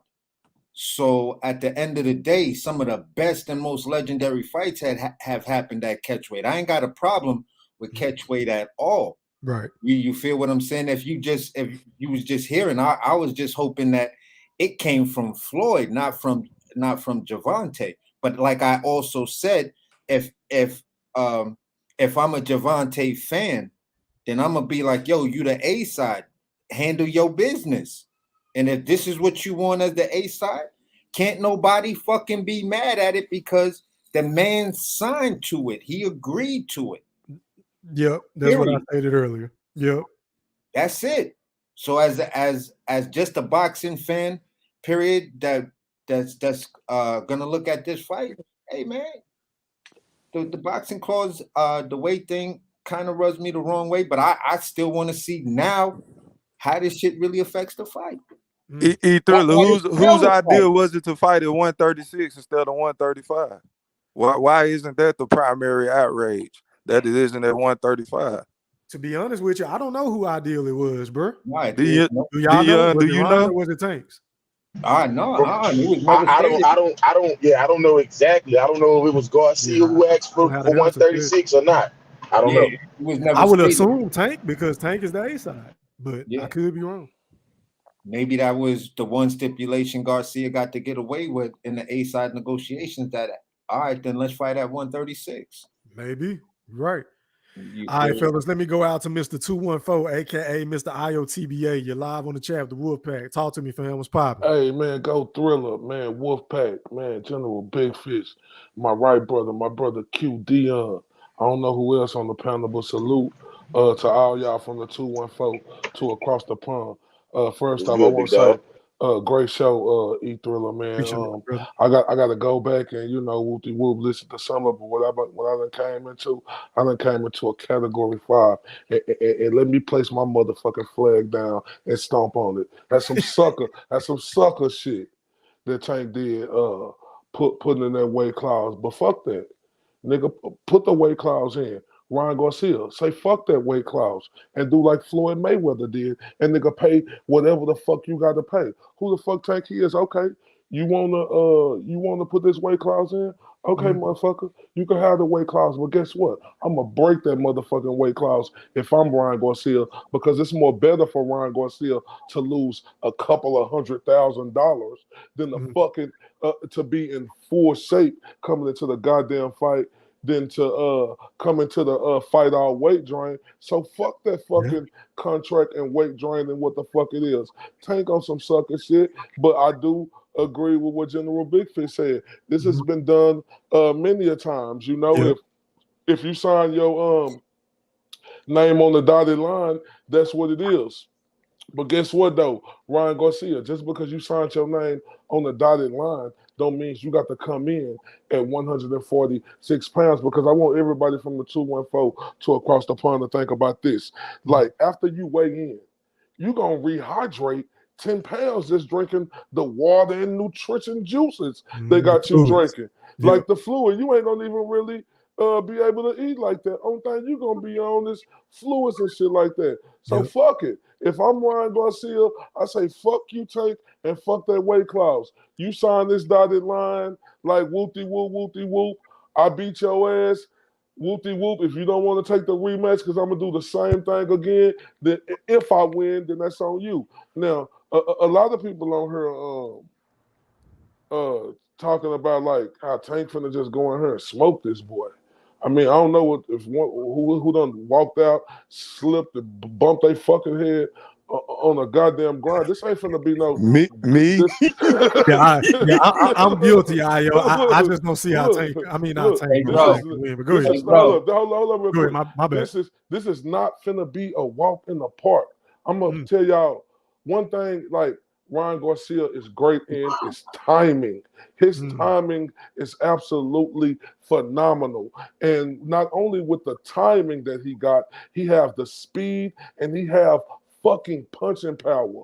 This is the toughest opponent that Tank done faced thus far, because Tank ain't just going against anybody like a Mario Barrios or them other guys he fought. He fighting a guy, he have to come in and take them punches. And what have we seen out of Tank in a lot of his fights? We see Tank down, we see him get hit a lot, we see him be down on the scorecard. But see, this is gonna be a different get hit a lot with Ryan Garcia, because the flurries that he gonna fucking whatever the fuck I'm trying to say, that he gonna fucking throw and Tank gonna fucking hit him, and it's gonna fucking hurt. Tank is gonna question himself. Now, I'm favoring Tank to win this fight because he Tank Davis. You know my saying, the stars at night are big and bright. Deep in the heart of Texas, he done been in the bright lights. So he used to this. This is Ryan Garcia, like, first time actually really being in the big lights. How Ryan Garcia gonna be able to cope with that? How he gonna be able to cope in the second round if Tank catch him with a punch, with everything around this fight? Is he gonna do like a real fighter, get up and come with it, or is he gonna go sit in the corner, sit his legs together Indian style, rocking back and forward, put his thumb in his mouth? So I don't want people to think that this is a walkover fight, because it's not. This fight is closer than what y'all think it is. I'm telling you, Tank Davis has never fought somebody who has the timing and the punching power that Ryan Garcia got. And speed. And speed. Yeah, absolutely. Right. This close. I'm telling you, I ain't mad. Look, I ain't gonna lie to you. I might throw a couple of hundred on Ryan Garcia, like, real talk. Look, I favor. Look, I favor. Hey, E3, go Thriller. I favor fucking Tank, but I know that Ryan Garcia punches harder than anybody Tank ever have came. And everybody be talking about Tank and his skills. Yeah, Tank is a skillful fighter. He won't be on this level if he wasn't a skillful fighter. But Tank don't do a lot of things. He ain't great at a lot of things. The one thing that Tank is great at is his punching power.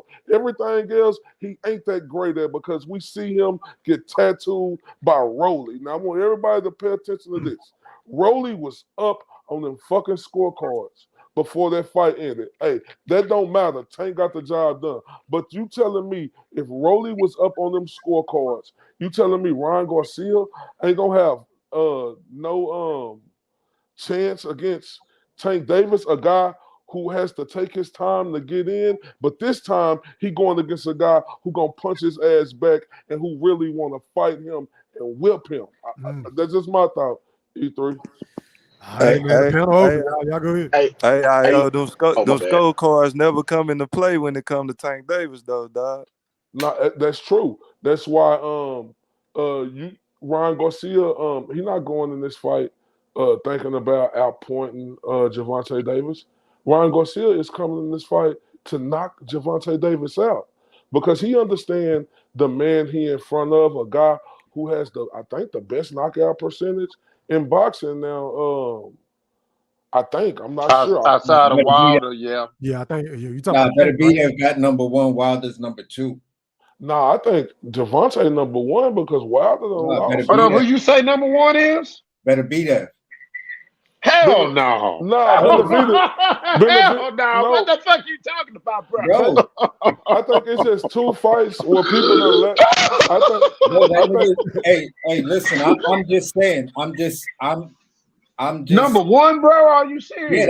Yeah, that's what they have him as. He's got like. Oh man, I'm gonna have to look up the box rack. They got him damn near at 100%. Right now. Yeah, but for you Benevidez, Better Benevidez. Oh, he said better be. He said better be.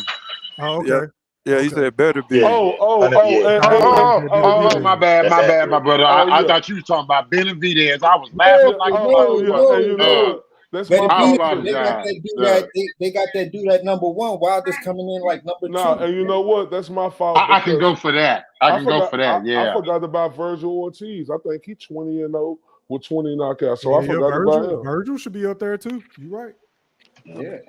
But Tank in the 90% era, that's what I'm saying. His shit like 97, 98. He in the top 3 for sure. I think it's like 93, 94, something like that, because it's 2 fights where I don't think he got a knockout. Every other fight is a knockout. Yeah, it's early. Yeah, I think it was his earlier fights. Yeah, when he fought Pitbull, he didn't get that knockout. Yeah, he allegedly hurt his hand, right? Yeah, that's what niggas always say when they don't get the knockout. But here's my thing.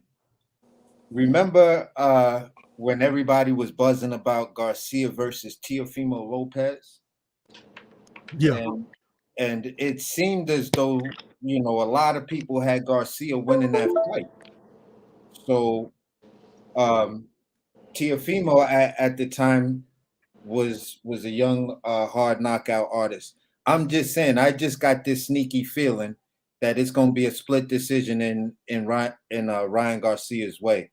I just think he's coming in there with something to prove, and I'm just not seeing that thing from Tank where he's coming in there for something to prove.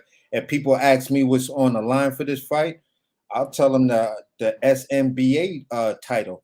That's that new organization. That's that social media boxing organization. All the casuals out there. Yeah, I like it. I got a question for you, Ayo. You saying that Garcia should just come in weighing whatever he wants? Would that not be considered?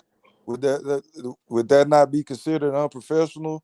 And fuck the unprofessional. Would that damage his ability to get another catchweight fight? No, it won't, because he Ryan Garcia. But look, this is the thing right here why I say fuck it. Floyd said fuck it. He took that 600K hit.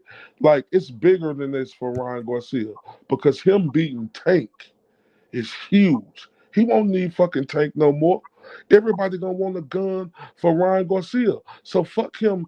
Hey, it's unprofessional for me, for Tank Davis, to put in a fucking weight clause. That's unprofessional. Nigga, if you want to fight him, don't worry about where he gonna fucking rehydrate too. So if I'm Ryan Garcia, I just fight fire with fire. I come in there as healthy as I fucking can. Fuck what I'm gonna get yeah, cause shit, you gonna make all that money in advertisements and all that shit on the back end. Yeah, I don't. We don't agree a lot, Io, but I definitely agree with you on that, that's man. a hell of a point. Fuck that rehydration clause. Man, D Young, why you can't agree with me sometimes? Nah, man, because you on that bullshit, fish. I know what you on tonight. Ooh, man, I just don't understand, man, why the A side got to concede to the B side. Because all I'm hearing is, well, Ryan done fought at 140. Tank only tried 140 one time. He wasn't comfortable at 140. But that's not the argument, though, Q. I ain't saying but if they fight, Mr. Q, I agree with you. Tank the A side. He could do what he want to do. Like Ryan Garcia signed up for that, but like I'm saying, if I'm Ryan Garcia, hey, somebody got the music playing in the background. Mute your audio, man. I ain't trying to get flagged, bro. They already fucking with my channel. Mute your audio, please. Go ahead, Ayo. Now I agree with what you're saying, Mr. Q. Like A side is A side. I stand on that. But what I'm saying is, I would say fuck that A side. I come in weighing 136 on the scale, but then I ain't coming in no 146. Me just having fluids in my body, like, cause if I lose this fight, then and if I ain't in peak shape and I get knocked out, then I lose a lot of what's that they say aura. I lose a lot of aura. Yeah, momentum. No, he'll lose aura, not momentum, aura. Just think if Ryan Garcia come in this fight weight drained. Think about that. If he come in this fight weight drained. He becomes a model. He becomes 10 times more famous. The built-in excuse is there. Oh, Tank was scared of him. Look at how Ryan Garcia had to come into the fight. Oh, that's fucked up. Nah, fuck this shit. No, and I don't think Tank is scared. I'm not saying that. I'm just saying that's what's going to be on the I just don't see how everybody say he's weight draining them when the man said on record that he walks around naturally at between 145 and 150. No, how is that weight draining him? He was saying, but Mr. Q, that is weight draining him, though, Mr. Q. He said if he came in and looked weight drained, if he came in like on some Dev Haney looking shit, then people gonna be like, "Oh, that's fucked up." Yo, look what Tank did to this dude. Nah, this some bullshit. You feel what I'm saying? So all I want to see is a fair fight. That's all I want to see. I don't want to see a mismatch, man. I want to see a fair fight. That's all I want to see. That's why we complain about the rehydration. I think that's why people are pissed off about the rehydration clause. So wouldn't it be fair if Ryan Garcia say, fuck that weight hydration clause and pay his extra money he got to pay? Hell yeah, if his pocket's getting dot, I say it's fair. It's fair game. And De La Hoya put that shit up. De La Hoya put that trust fund and be like, if I'm him, I say fuck that Tank. Like Tank been disappointing us for years. True. Like, let me just say this, Ayo, because speaking of Tank, he just said some shit on Twitter, which is something that I alluded to earlier in the show. I guess Mike Tyson did an interview and he was asked, does Tank remind you of him of yourself or whatever? He was like, maybe just getting in trouble with the law, but other than that, no. Of course, Tank with his sensitive ass came back and said, definitely, but I do have more skills than Mike Tyson, respectfully. How do y'all feel about that? I don't think so. Yeah. Hell no. Mike Tyson was an elite machine in his prime. But y'all see what I'm saying about Tank? Like Tank at his age right now has not accomplished undisputed, and Mike Tyson was the youngest heavyweight undisputed champion. Period. Just like Dev is the youngest undisputed champion in that weight class. So at the end of the day, I mean, bro, yeah, you're a great fighter. You're a good fighter. You haven't proved to me your greatness yet. Ryan Garcia hasn't proved to me his greatness yet. At the end of the day, the man who has those belts is the man of the division. When he finishes proving his greatness, that's that Loma fight, and hopefully Tank or one of them niggas will want to step up and get at him. Man, Tank ain't never been one to do nothing. Like niggas always talk about Earl Spence. Earl Spence done fought some motherfuckers. Tank ain't fought nobody. The hardest fight that nigga had was when he said Floyd was trying to set him up against Pedraza, bro. Yep. Like Tank ain't fought no fucking body, bro. Look at his resume. Look at his resume, y'all. Like Tank is it's what's he killing the sport. Look at this shit. He one of the problems. He wants to be a rock star, not a champion. Look at this shit. His resume better than you know who. Nigga, no, you better not say that shit. Nope. His resume not better than Terrence Crawford. Nope. It's not shit, bro. because Ryan Garcia, Hector Garcia, Rolly Romero, Isai Cruz, Mario Barrios, Leo Santa Cruz, Gamboa. Cruz was cold. Hold on. He was a small guy, Fish. Hold on. Yep. Weight bullied him. Ricardo Nunez, Hugo Ruiz. I don't know none of these niggas, bro. Yep. Yeah. Look at his resume. Nah, that's facts, E3. This shit is terrible, bro. Talk your shit. No, but they want to make a Pull up Ryan's resume, E3.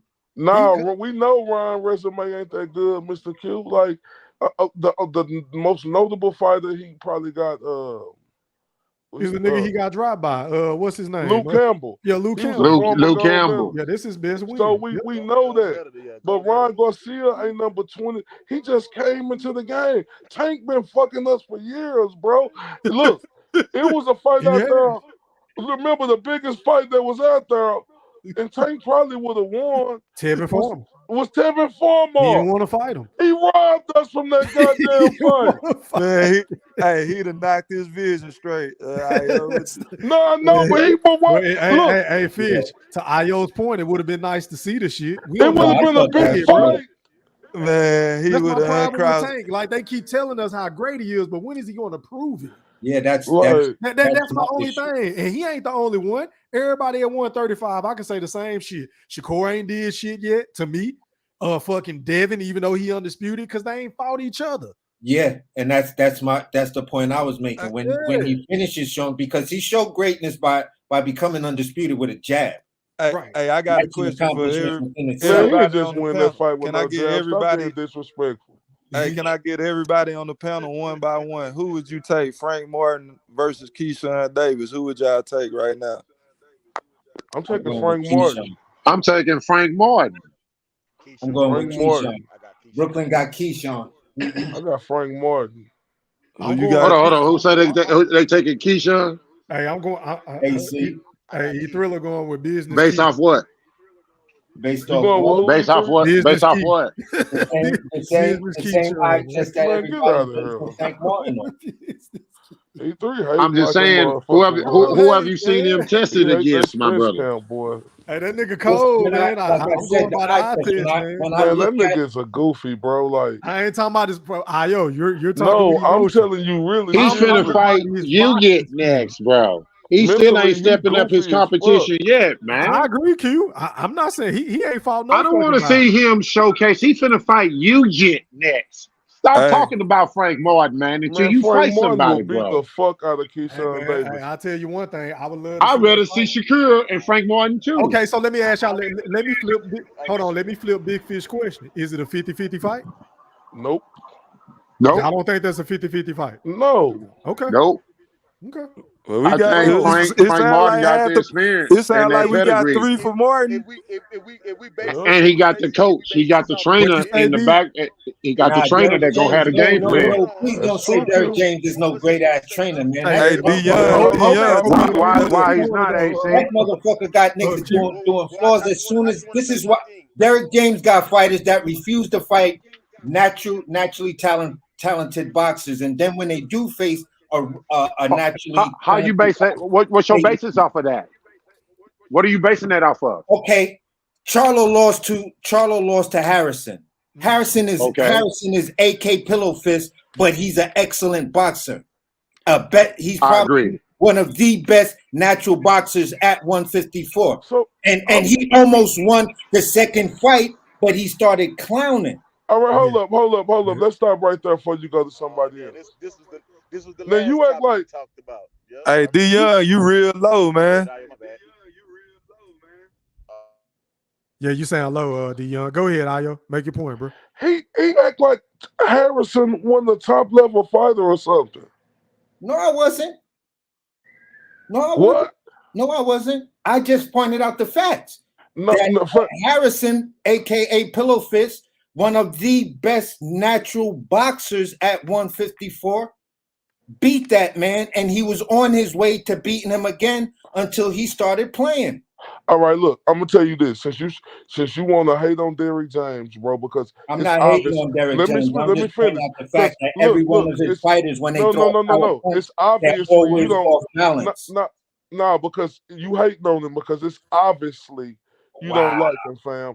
Obviously, bro. He got an undisputed fighter. He got an undisputed fighter. Do you know what he got in his stable?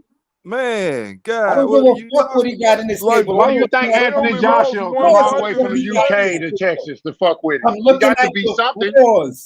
The fighters you that got one of the biggest heavyweight boxers in boxing right now. All have horrible flaws. Seek his services. Why? AC, can you answer me that question? You got the biggest draw in heavyweight boxing, and Anthony Joshua travel all the way to the UK to seek this man's services. Why? Why would the biggest heavyweight financially in boxing right now that's from the UK travel all the way to not only America, but to Texas to link up for Derrick James services? I'm asking you, my brother, why? That's the stupidest fucking thing Anthony Joshua is going to do, and he's just going to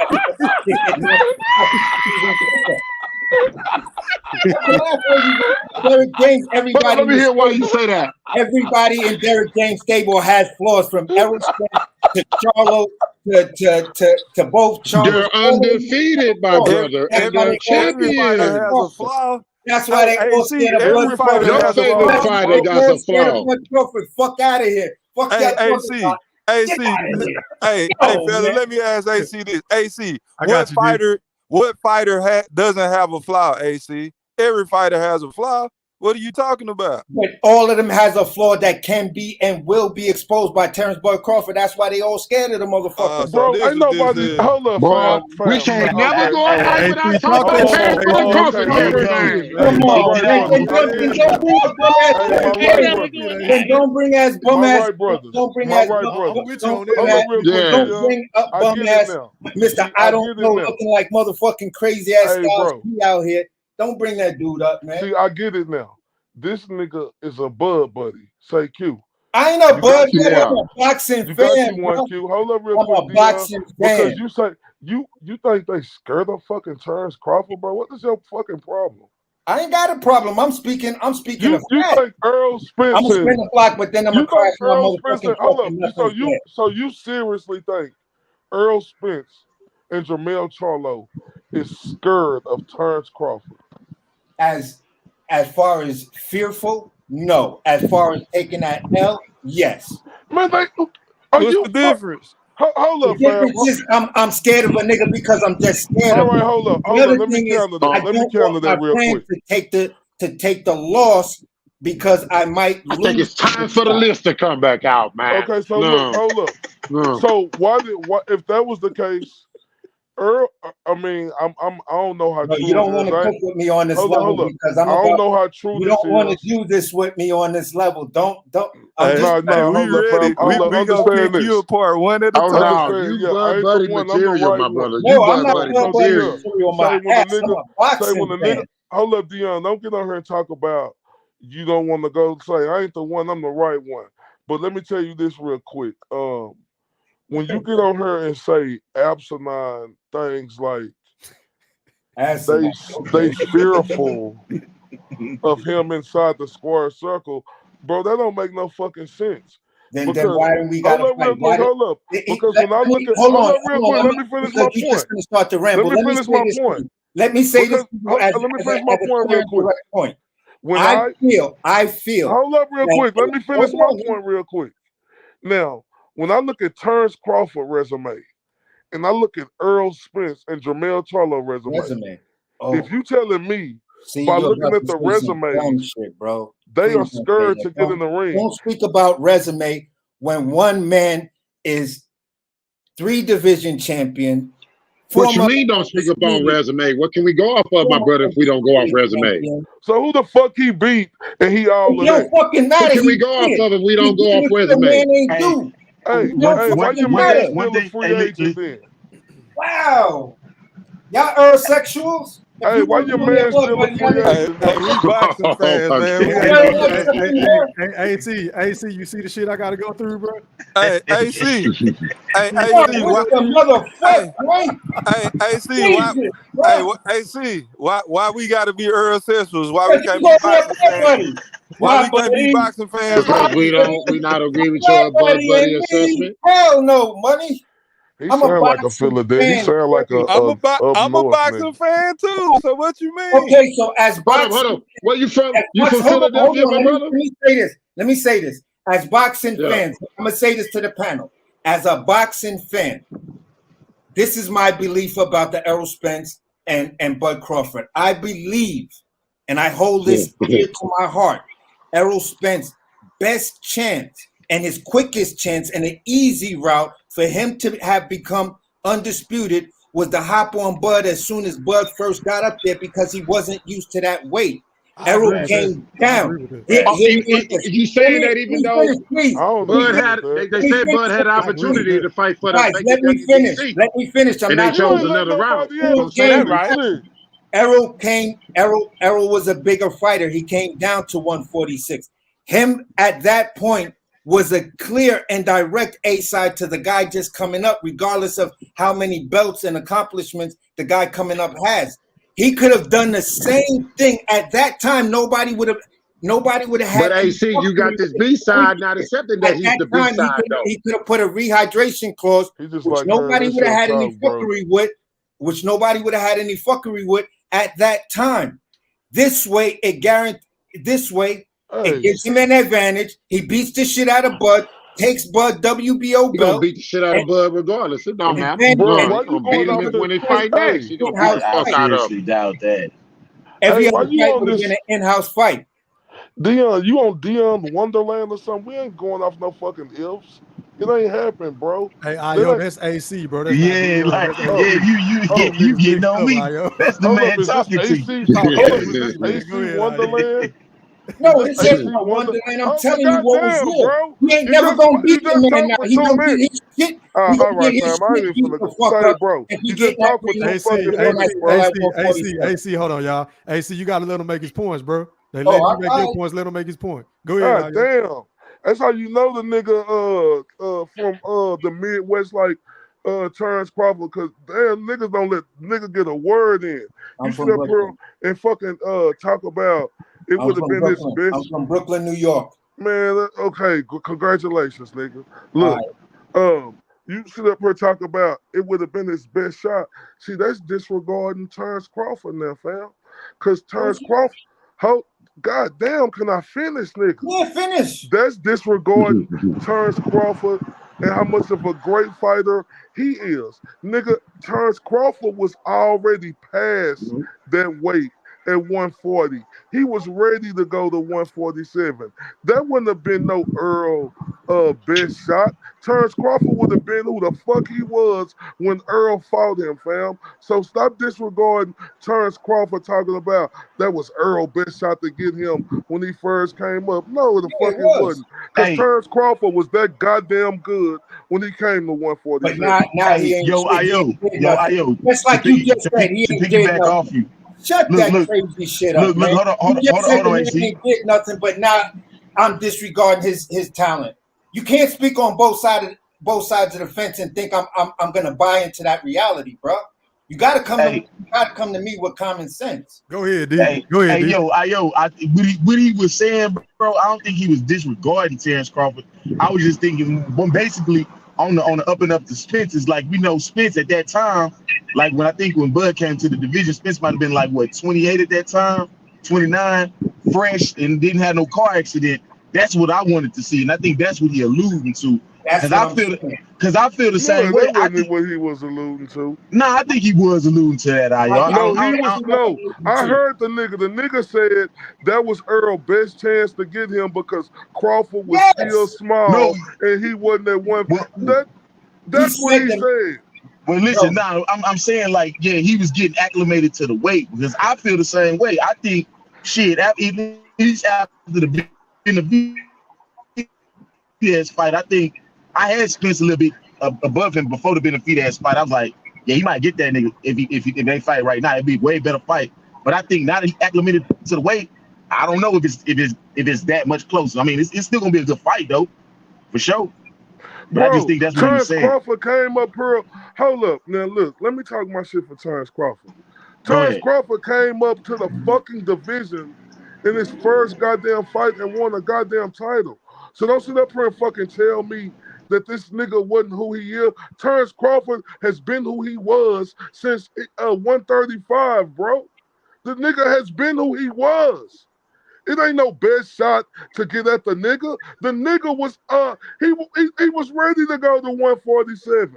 His body was killing him to still try to make 140. Now, if you want to go back and look at tape talking about a nigga look weight drained, go look at Crawford when he was at 140 trying to make that weight his last 2 or 3 fights. Nigga looked like a fucking skeleton, bro. So his body was ready to go to 147. Crawford was that good to where he could have came up and challenged any motherfucker and beat them if he was on his best shit. So I can't see you, bro. I'm gonna ask you this question. I appreciate it. I'm gonna ask you this question. Based on what you just said, right? And then them being in that tunnel, them betting $1 million on the fight.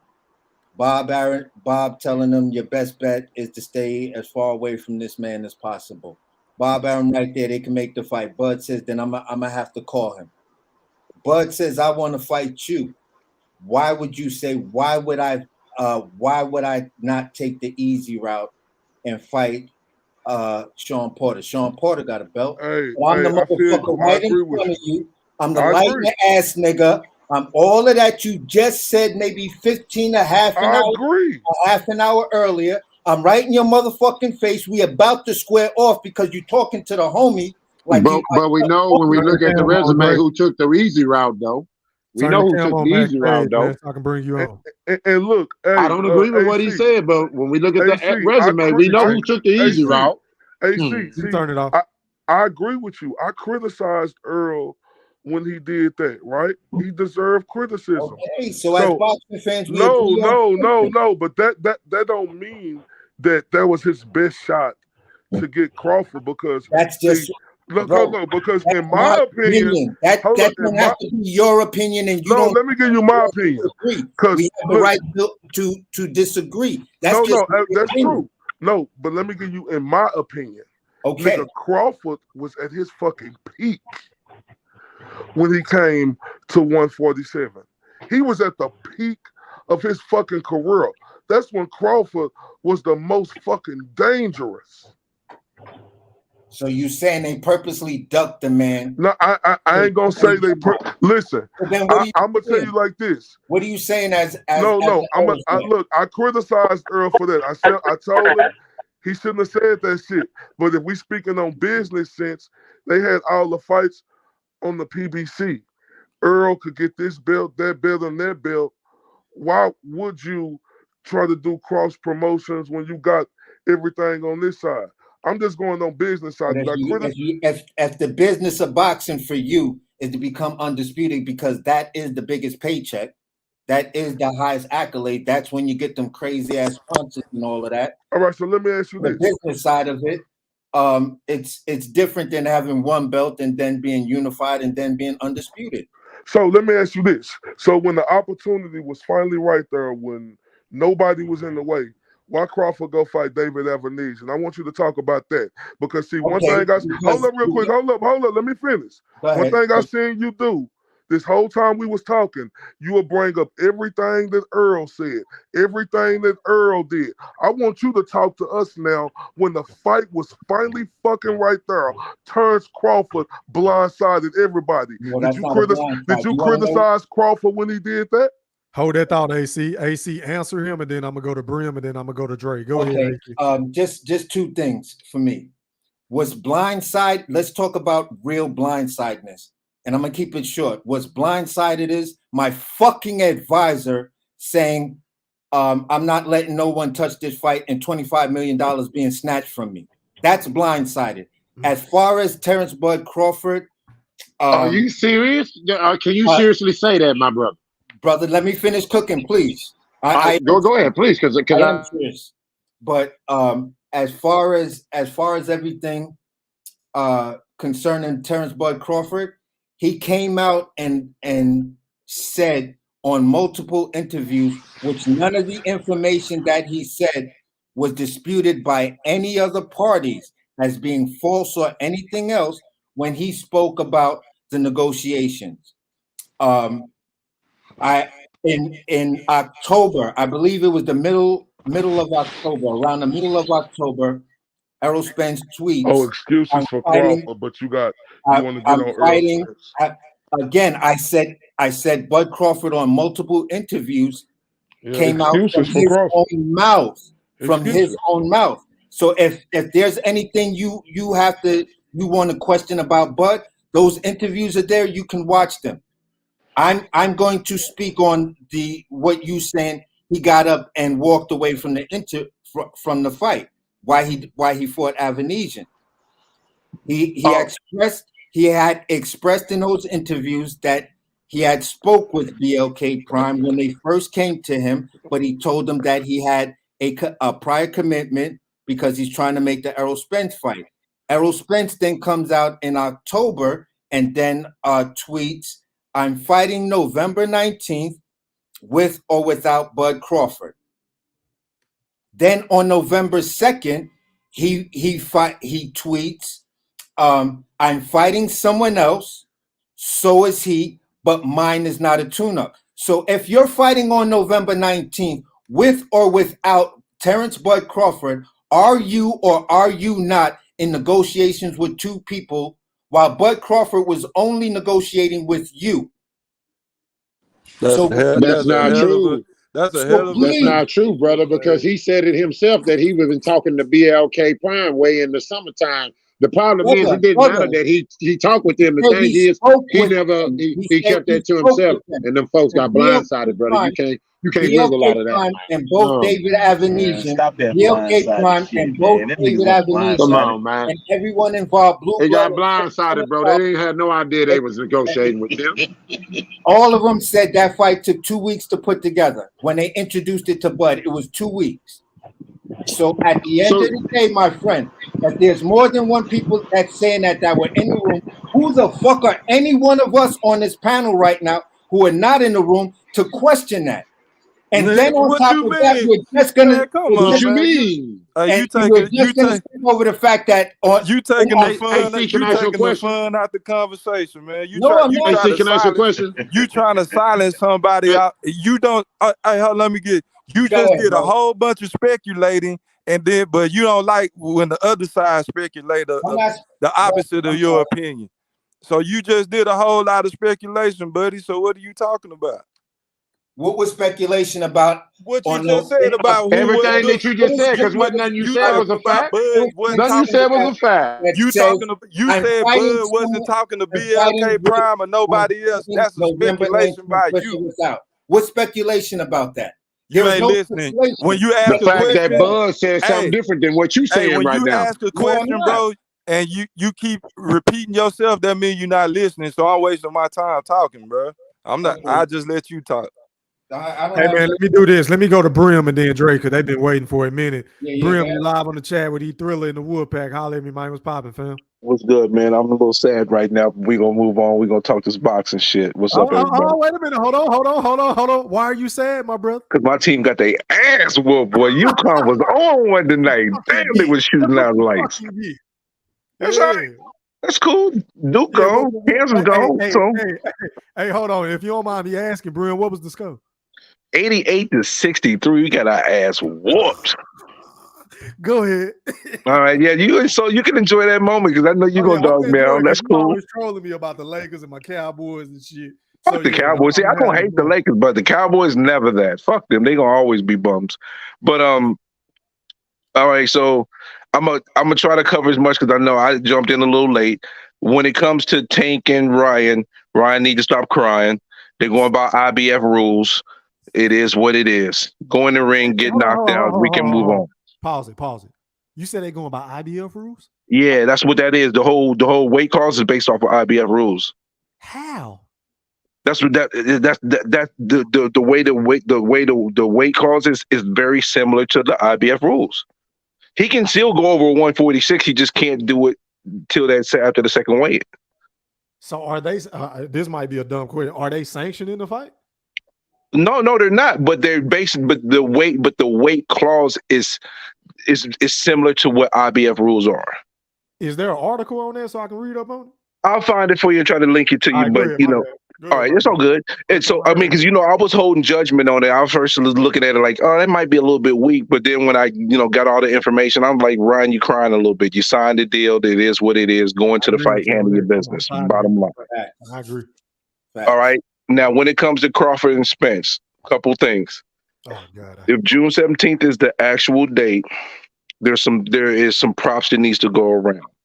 Props number one for Errol Spence for standing on the square saying, fuck fighting Keith used to be sometime Thurman. That's credit goes to Spence for stepping up to the plate and letting them know I don't want any other fight but Terrence Crawford. And I've been saying that I knew he did not want to fight Thurman. All the things that was happening with no words coming from Thurman's mouth, no words coming from Spence's mouth told me that Spence does not want to fight Thurman. That's where he gets credit because he stepped up to the plate and he did everything he needed to do if this fight is officially going to happen on June 17th. There's noise in the background. Who got noise in the background? Audio. You got noise in the background. Go ahead, bro. All right. Then, is the irony of Spectrum having that on the calendar for June let me know that Steven Espinosa was trying to kind of like wiggle out of the whole situation because he knew that they were actually working towards this goal. And that's why they had that on the Spectrum calendar because there's no reason for a cable company to put that on their calendar unless somebody from a higher up communicates with them. This is what we're looking to do. So that right there was our evidence, but we are so skeptical because there's been many situations where we want this fight and we wasn't getting it. So the skepticism is well earned. Also on Bud's end, he gets credit for continuing to negotiate. And that's another thing where people were bashing Bud. They never stopped negotiating. So all this walking away from the fight and all that is kind of bullshit because he told them he wanted to fight in 2022. It didn't happen. So he took a fight before that. It wasn't a fight that we wanted, but he got a fight in. But hold on to piggyback off your point, it's not bullshit because Steven Espinosa said it himself about a week and a half ago that they never stopped negotiating. But I didn't say that was bullshit. I said it's bullshit that people try to use like Bud. He ran away from the fight and stuff like that. It's bullshit because they never stopped negotiating. And the reason why they didn't stop negotiating because Bud obviously told them I wanted to fight in 2022. And so when Spence stepped up to the plate and told them I want this fight and this fight only, they continued that wagon and circled that wagon and they started hammering the things out. And the rumor mill of Bud and Spence communicating with each other, I'm hearing the Bud split is much better than it was the first time. So maybe what Bud did work. Maybe his business sense is better than what everybody is trying to bash him for when he's getting a better percentage than he would have got if he had took the fight back. Yeah. Because no, you saying man, but that's the word that's out right now. He got a better percentage. He's getting a better percentage. That's no. This is not 100% verified information or anything. This is not verified. This is rumor mill. Everything is rumor mill right now because we have no guaranteed fight. But what I'm hearing is the splits are much better than they were than it was initially. It is not the same deal. I'm hearing this 90-10 for Bud. I'm hearing that. See, now you're being ignorant, Big Fish. I love you, Big Fish. You just being ignorant for the sake of being ignorant. But no, it's looking like that maybe what Bud did worked for his benefit, and all this bashing in his non-business sense is kind of crap. I think what Tom is going to end up proving is that people that overly bash Spence and people that overly bash Bud were both a little off base, and it was just kind of in the middle. And that's why I always was in the position that I had. I wasn't overly critical of Spence, and I don't feel I wasn't overly critical of Bud. I had my issues with both of them. Fuck all that. Fuck I had all issues. that. Listen, you saying what? But no, listen, bro. Nobody on Bud's side likes when I talk about Spence in a favorable light, and nobody from Spence's side like when I talk about Bud in a favorable light. And I quote, "He's a sucker." Bleep, bleep, bleep. I think he is a sucker. I felt like he was. Listen, let me finish. I definitely would feel like he's a sucker if he's operating on the premise of giving a 70-30 and not making the fight happen and letting his promotional company do everything and letting the fight fall apart. That is sucker shit. That's some Tyson Fury fuck shit. Even though Tyson Fury's on a whole nother level of fuck shit. But yes, I take an issue with that because you're the fighter. They work for you. So that means you tell them what you want to accomplish, and it's their job to accomplish it. And if they don't accomplish it, then you have to step up and tell them what you want done.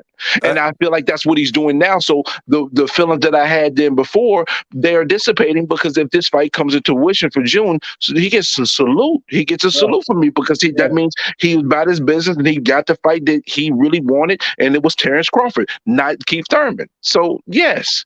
Bro, I think Stephen Fulton lit a fire under all of these dudes negotiating fights when he just came out on that interview and he was like, yo, I called Al and told Al, you got to make this happen for me. I want this. And then the internet went crazy on both sides. And then it just seemed like a lot of fights was being made. I mean, possibly, but at the same token, though, when it comes to the Stephen Fulton, there was no fight that he was going to be able to make that was going to give him $3 million guarantee. So that was just the proper business sense, and there's no reason for Al Heyman not to let him have that fight, because there was no other fight for him to have that was going to be close to that. And that's the same reason why I feel there is no other viable big money fight out there. Hey, y'all, not to cut y'all off, man. Dre been waiting for a minute. Oh, go ahead, my bad. Sorry, shit. Hey, Dre, the Southwest, you live on the chat. The Woodpad, talk to me, fam. My apologies, man. No problem, man. I'm driving. Can y'all hear me? Yeah, we good. Yeah, you good. All right, cool. I just want to firstly start off by saying I'm a huge fan of the channel, man, and I mean, keep doing what you're doing. But there's a couple things I heard that I didn't necessarily agree with.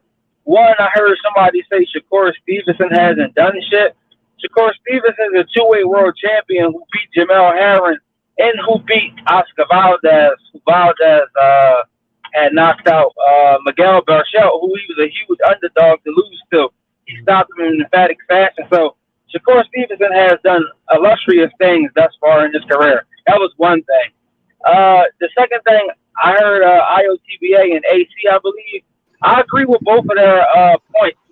Crawford could have fought Spence's first fight there. And I also agree with AC's point, because Crawford has acclimated to the weight. You can see it in his shoulders, you can see it in his neck, his biceps, everything. So Spence will have a tougher time beating him if they are to fight. So the last thing I want to mention is that I feel as though Terrence Crawford, in my opinion, not even in my opinion, it's factual that he has been vindicated in terms of people assessing that he was ducking Virgil Ortiz and ducking Boots. We have Paco Varicel. This is the president of the WBL, not a person claiming they have an anonymous source, but the president saying Virgil Ortiz turned the fight down twice. And we have Bozy Ennins, who's from my hometown, Philly, He said that BLK offered them the fight, but he wanted to have Steven Espinosa part of it, which doesn't make sense because Steven Espinosa is only part of the fight when it's going to be telecast on Showtime. That's it. So I feel like Bud has definitely been telling the truth, and Bozy Ennins corroborated that, and the president of the WBO has corroborated that. That's pretty much all I wanted to say for now. All right, I appreciate you, man. And as far as that Shakur Stevenson, that was me that said that shit. So let me ask you a question. Would you put Oscar Valdez and Jamel Herring on the same level as a Devin Haney, a Lomachenko, a Tank, and a Ryan Garcia?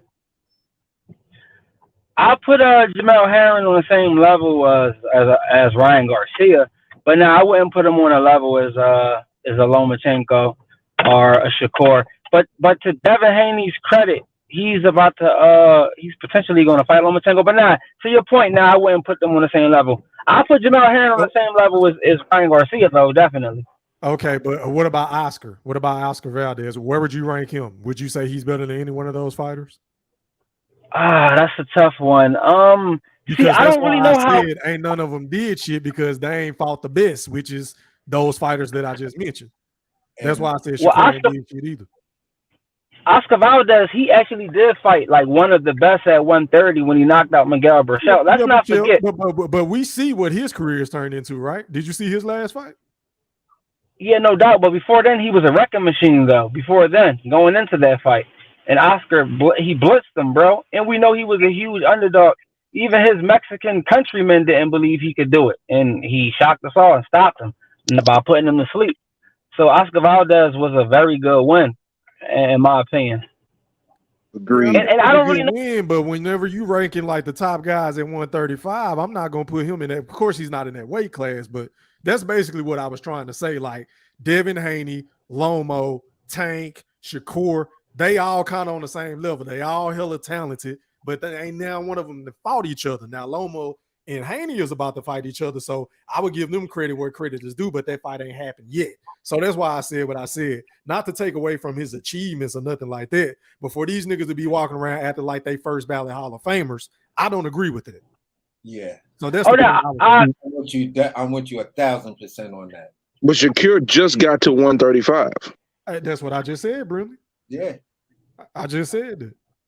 Yet and still, he ain't fought none of the top guys. And he talk and walk around like he already a Hall of Fame elite. That's my point, Fish. He is elite, but he's definitely not a Hall of Famer. But he's an elite fighter. Shakur is an elite fighter. I don't know about him.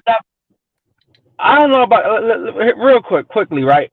So if Carl Froch can make it to the Hall of Fame for what he's done, Shakur Stevenson can make it to the Hall of Fame, bro. I'm not saying he is a Hall of Famer, but they got Carl Froch in the Hall of Fame, bro. Yeah, the Hall of Fame is overrated in my opinion because they let anybody in.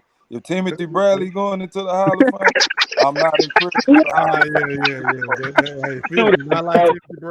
Do that, bro. Don't do that. Please don't do that. What I say?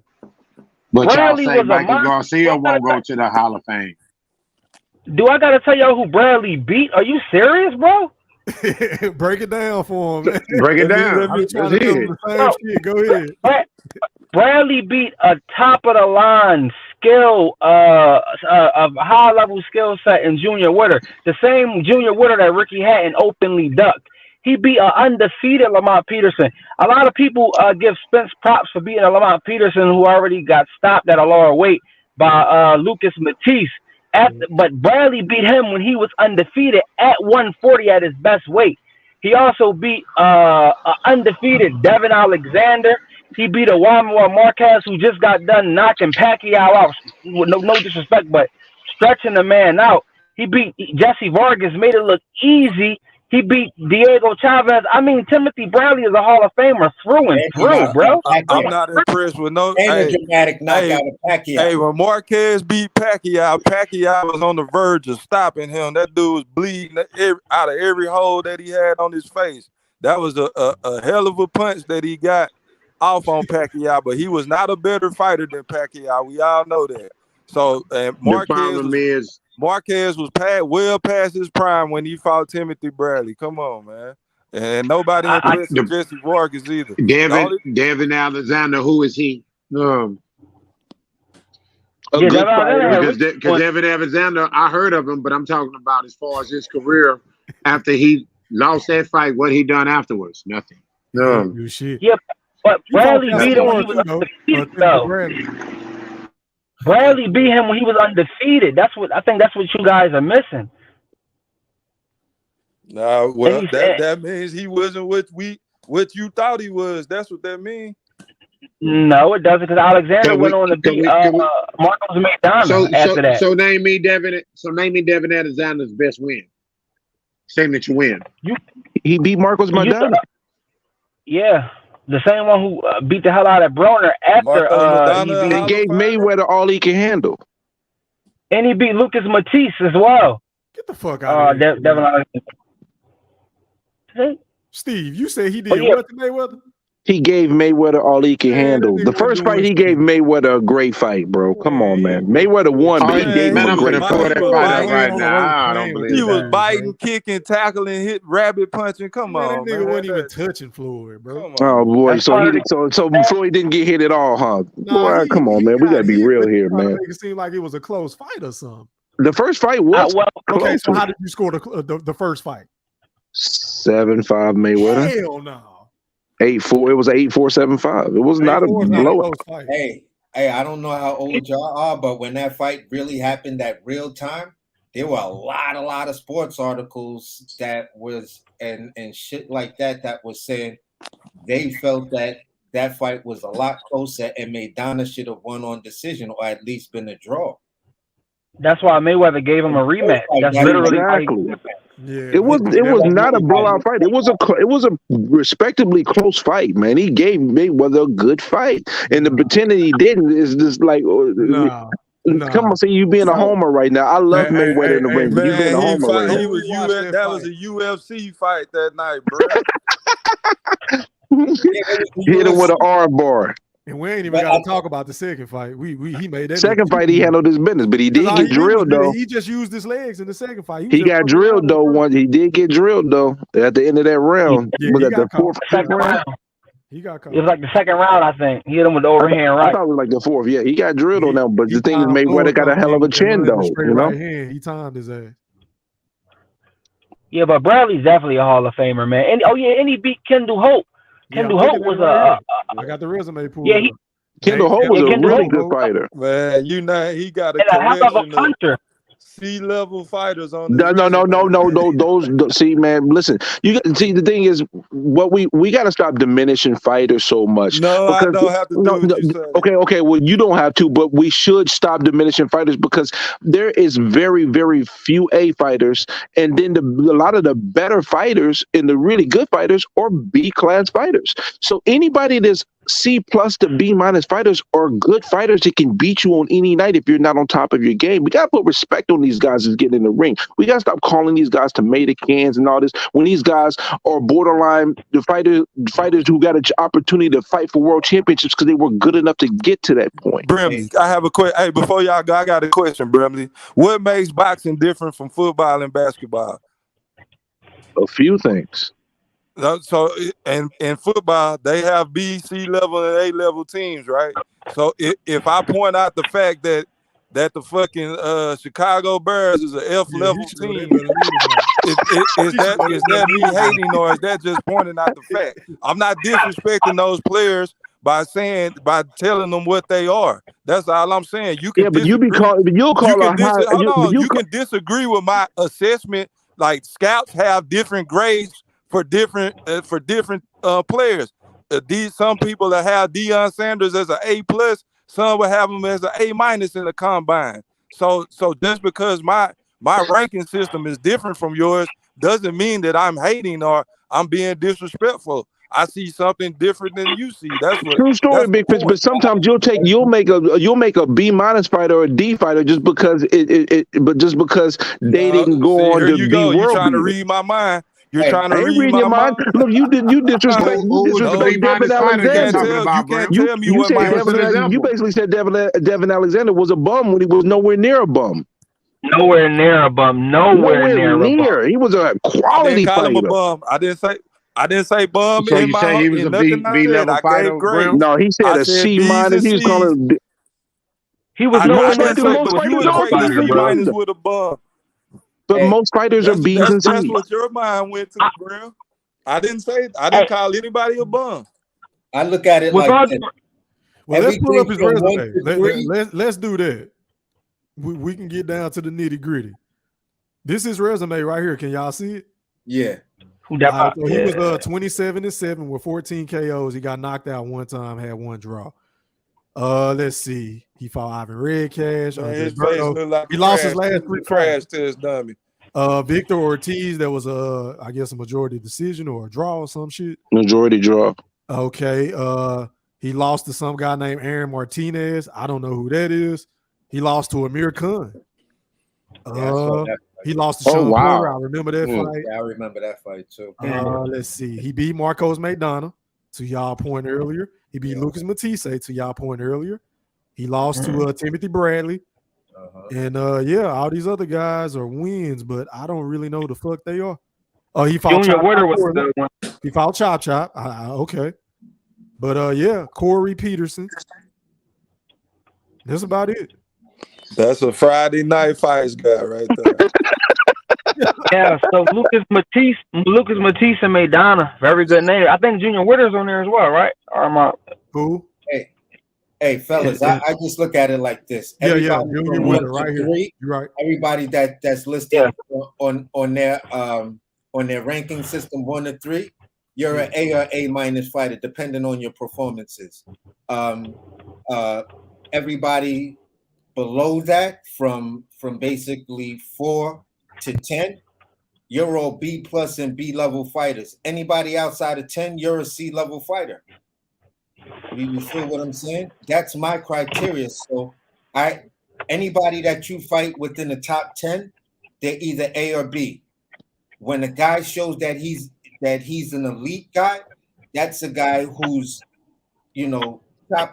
chopping everybody, all the great biggest names on his way up, and then challenges the champ, and then chops the champ up and shit like that. But outside of that, I mean, there's got to be some kind of criteria before you say a guy is an A level fighter, B level fighter, C level fighter, or elite. Elite to me is made up of a lot of different things. Like, so Jamel Charlo doesn't have elite level talent, but Jamel Charlo has elite level heart. He has elite level stamina, elite level durability. That's what makes him good. So, because sometimes when the skill fades, that's when the toughness kicks in and how much you want it. So, elite to me is skill has something to do with it, but also will and how durable you are, like, in my opinion. And to go back to Derek James, I know y'all were talking about Derek James earlier.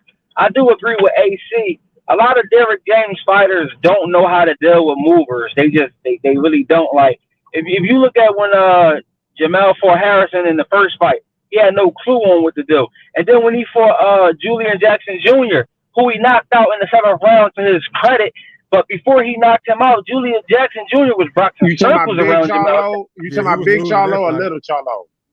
Which one you talking about? You talking about Little Charlo? Yeah, he was. Yeah, he was boxing. He was boxing circles around him until he got stopped. And believe it or not, Austin Trout had Jamel Charlo confused that whole fight. He could barely get So did Castellano. Yeah, Brian Castellano, their first fight was a close fight. That first fight. A lot of people. Because I believe Jamel Charlo, the undisputed champion, I believe he's elite. I believe that you can't say nothing else. I'm very impressed with what he did. But he has and the flaws, killers that he though, ran through. I'm very impressed. The flaws he has, though, what does it matter? He doesn't can't say adjust he's during elite. the fight, though. He adjusts like when he faces you the second time, he makes those adjustments, but he doesn't adjust well during the fight. But I disagree with the assessment that he's not elite. I disagree. No, nobody's saying that. He is an elite fighter. I disagree. He is elite. I'm impressed with his undisputed run. Listen, I'm not a huge fan of the stable of Derek James, and I'm saying this. That's obvious. For what Jamel Charlo has done, being the king of the division, fighting all the tough fights, taking the losses, and coming back and stopping these guys. He didn't let it go to a decision. He stopped these guys. You are a hell of an. You got to be impressed with that. You got to be impressed. Dude, I just told you he is a hella elite fighter, but facing another elite fighter who is a pure boxer, that man is going to have serious issues with, because that elite boxer will expose his flaws, and even elite fighters have flaws that can be exposed if they don't work on them. That's a but I'm pretty sure he got Derrick Everybody got a James. flaw. Derrick James gonna give him the game plan. Because I'm gonna tell you something. At the end of the day, there's no such thing as a perfect boxer. If you think every boxer is perfect, my brother, you don't know boxing. I didn't say that. Because ain't no boxer perfect. All of them got flaws. That at all. I did not say that at all. Jamel Charlo is elite in terms of like his stamina, his durability. He's not an elite level skill fighter, not at all. But he is elite because how tough he is and how durable he is and his determination. So you don't feel like he got no skill? You don't feel like he got no skill? So the thing is with Jamel Charlo, I'm gonna list my problems with Jamel Charlo. Jamel Charlo, he struggles with the distance. He's a horrible body puncher. He doesn't know how to shorten his shots up and make them precise. When you look at the second fight with him and Tony Harrison, when Tony Harrison was walking him down, Jamel Charlo was just wanging big shots, falling off balance, standing away from him. So what I'm saying is when I look at his skill set, and he throws everything extremely, extremely hard. So when I look at his skill set, he sets the distance perfectly. He doesn't have no range on his punches. Like, he's not a good combination puncher off the back foot. But what makes him great is his stamina. That dude come in shape like a mug, man. So you telling me that he can't box off the back foot? Because I've seen him do it a couple of times. So you saying he can't box off the back foot? He can box off the back foot, but the problem is when you fights off the back foot and then he goes to throw a power punch, he's always off balance, which leads to people tearing up his body or turning him in a way that leaves him exposed. Harrison, Derrick James, that horrible.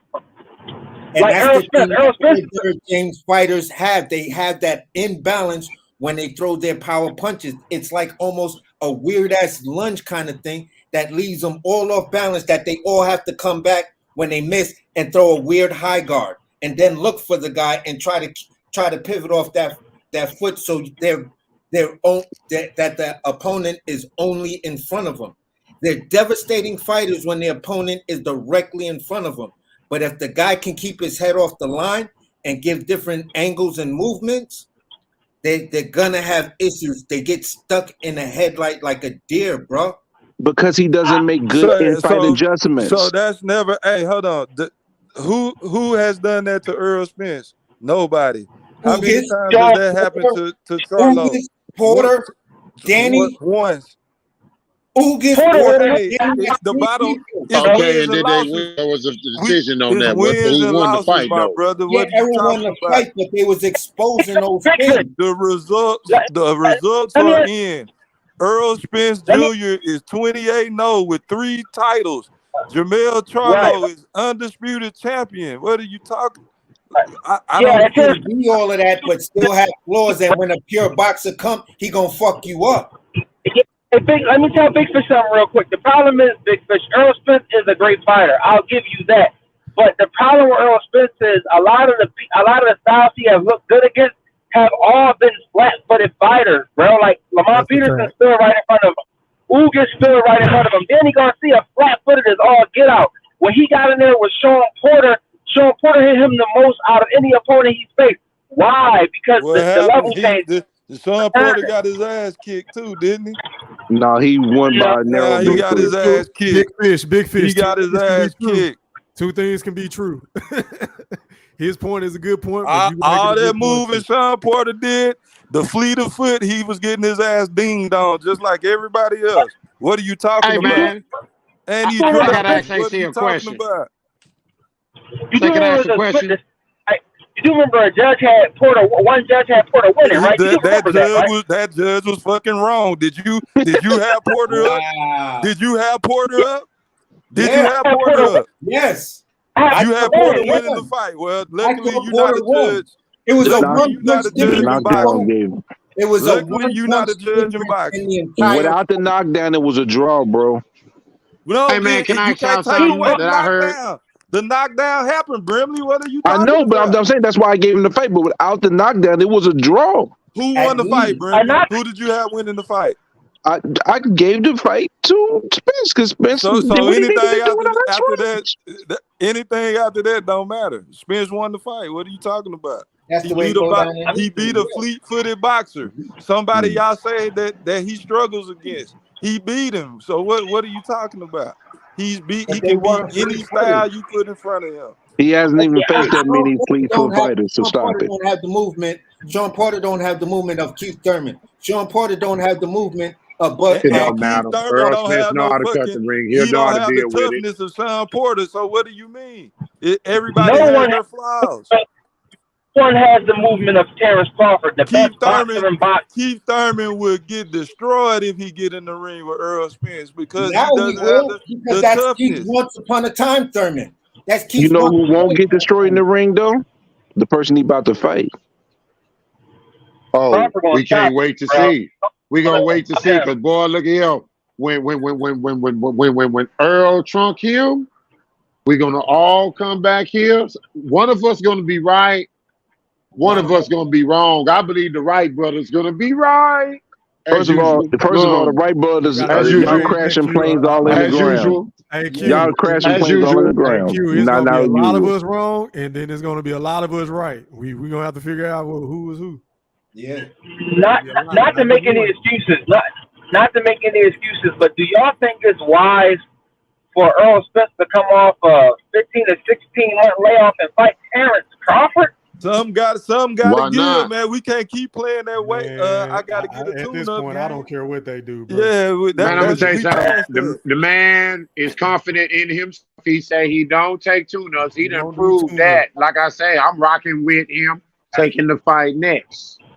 Because he got confidence in himself. He say tune-ups for people that ain't confident in themselves. You know, that's the David honestly, Avocado fights. And Dre, That had nothing to do with tune-up. He had to fight for 2022 to have a fight. Hold on, Period. bro. It's gonna make it harder for him to make weight if he take another fight in between, bro. The longer he wait, the harder it's gonna be. So he might as well get out the way. Yeah, that's it's time, man. It's been long enough, man. That welterweight for a long time. Hey, drop the division is on Thriller. hold waiting on this fight, man. It's time, man. Hey, watch this fight be announced at a catchweight. Watch this undisputed. No, I doubt it. I doubt it. It'll be at I doubt it. 147. I doubt that. One thing I'll tell y'all that most people or Bud fans will disagree with me. This whole Thurman and Spence 154 was not about him not being able to make 147. It was all about not giving Thurman any opportunity to be able to capitalize and get That's any your type of help. opinion, Brimley. Just like I can have. Hold on, Brimley. It was out of pure spite. It is an opinion. I didn't say it's a fact. Just like I can have the opinion of this nigga can't make 147 no more. But what proof did we have that he can't make 147 because he's made it every time he's been in the ring? That's what I'm saying, but that's my opinion though. But again, based on factual evidence, where have we been shown that he couldn't make 147? Or even have that he's struggling to make 147. But then on factual evidence, he said he's got this crazy nutritionist that, you know, did all of this other stuff after the Ugas fight to where he called that. E3. Background, man. Mute your audio. E3. Yeah, what up, bro? So if this fight happens, how much respect do you give Spence for this fight if it's officially announced? Zero. What do you mean? Respect. So I mean, you call him a coward, he's scared of all that. So no. Hold. I ain't never called Earl a coward. I call him a fucking duck. Okay. I call Tank a coward tonight, but I've been calling Earl. What'd you call Tank a coward for? You didn't listen to the show? I didn't. I came in late. Oh, okay. Yeah, you're gonna have to replay it. Damn. You ain't gonna tell me real quick. You already know where I stand. Okay. Is it because of the weight clause? You know what it's about. Why wouldn't it be? And the nigga don't fight no fucking body. Amen. But anyway, shout out to my nigga Boxing Nerd. You're live on the chat, the Woodpad. Talk to me, man. How's everybody doing tonight, man? E3, it's nice to see you again, brother. Appreciate it, my brother. We all right. You good? good? I'm my bad though. Like I would have been here, but like you good, bro? YouTube be snaking with the notifications and all that stuff. So yeah, I kind of figured they weren't gonna send the notifications out because I ain't been on in a minute. That boy boxing nerd full of that Canadian bacon. You already know it. Oh man, I'm just excited for this weekend. Great matchups. I already know who you picking. Go ahead and break it down. Yeah, you better believe I've been fucking with you always. I think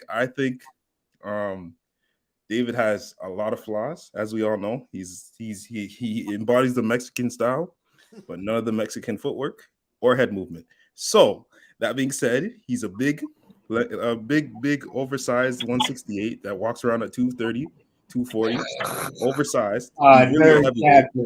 He's really a heavyweight. He has fast hands. He has good punches, but he switches up his stances sometimes. He's not balanced. That's why he got dropped with a jab. A jab, by the way, by Ronald Gavell in his first title fight. He also doesn't block. He just uses high guard. He doesn't take care of his body. He doesn't move his head. His defense is flawed, and all he really does is swarm people. And if you can't punch back, you're really in for a long night. And I feel like Caleb's power is very underrated. And I feel like Caleb's going to set him up with something. He's going to drop him at least, if not stop him, in maybe round 8.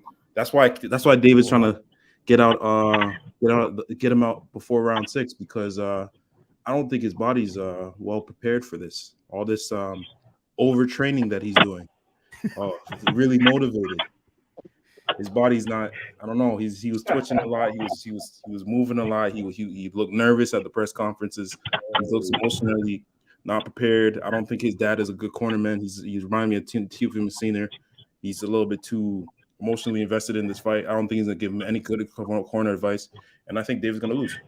Damn. Question, Boxing Nerd. You guys, Boxing Nerd, I got a question for you. Yes, sir. I agree with that assessment. I do agree with it to some part, because I do have Plant by decision, but this is where I do part a little bit from it. When you get into the deep waters, round 9 to 12, that's when Plant fades. So is Plant's stamina going to be on point? That's the determining factor to me on this fight. Brother. He's been running in the mountains, and I think he's prepared for this moment. He was happy to be there with Canelo. I feel like he's ready for this moment now.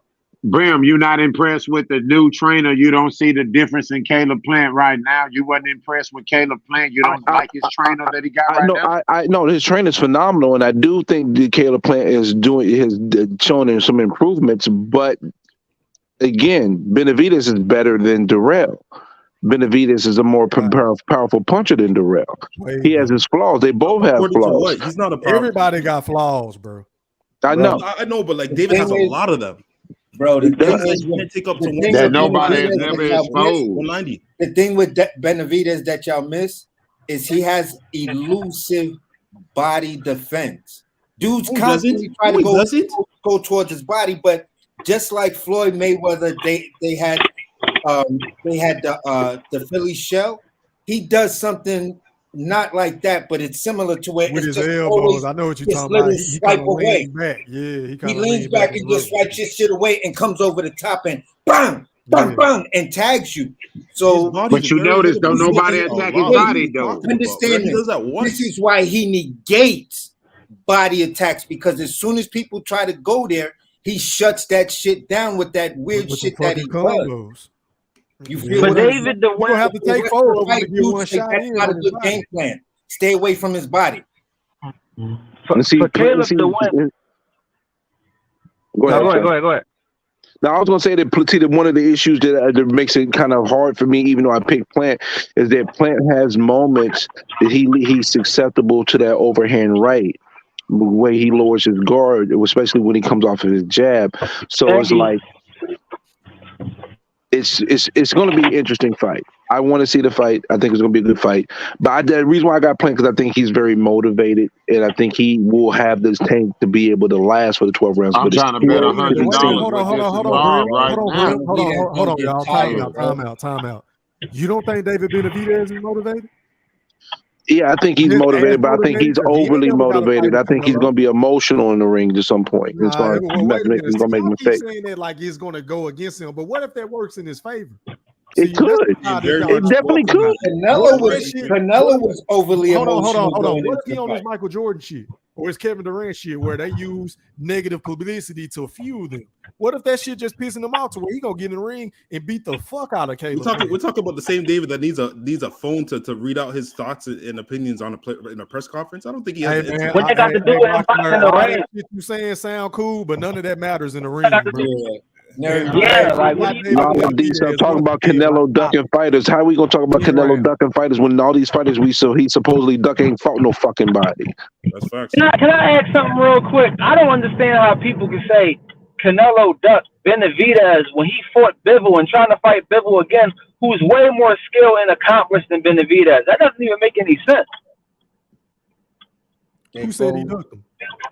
La D talking about Canelo because people that hate Canelo, and I just don't have no vitriol for Canelo at all because everybody want him to fight. Everybody want to fight him and want him to fight everybody, but they need to fight enough people to be warranted to be in a position to get the fights because everybody's sitting there waiting to get a fight for him instead of going out there and create your legacy, and then that fight will automatically happen because of what you done.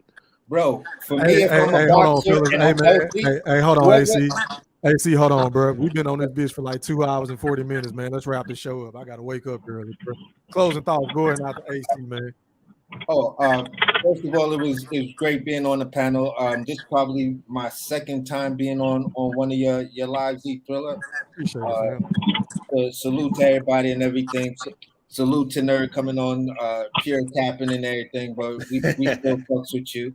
I'll see you over. I'll see you over on the other channel and shit like that. We could chop it up. But it was a great debate with everybody, man. You know what I'm saying? Everybody had their moments where, they got some smoke and shit like that, and that's what makes for a good panel when there's different perspectives and shit like that. Absolutely, totally agree. Appreciate you for stopping by, my brother. For sure, man. Brooklyn, New York is always supporting, bro. Appreciate Brooklyn in the house. Man. Shout out to the NYC. Hey, man, going out to Dre Southwest. Closing thoughts, my brother. Man, I appreciate you for having me on. Like I said, big fan of the show. Thank you, bro. I don't always agree with people's opinion, but I respect it.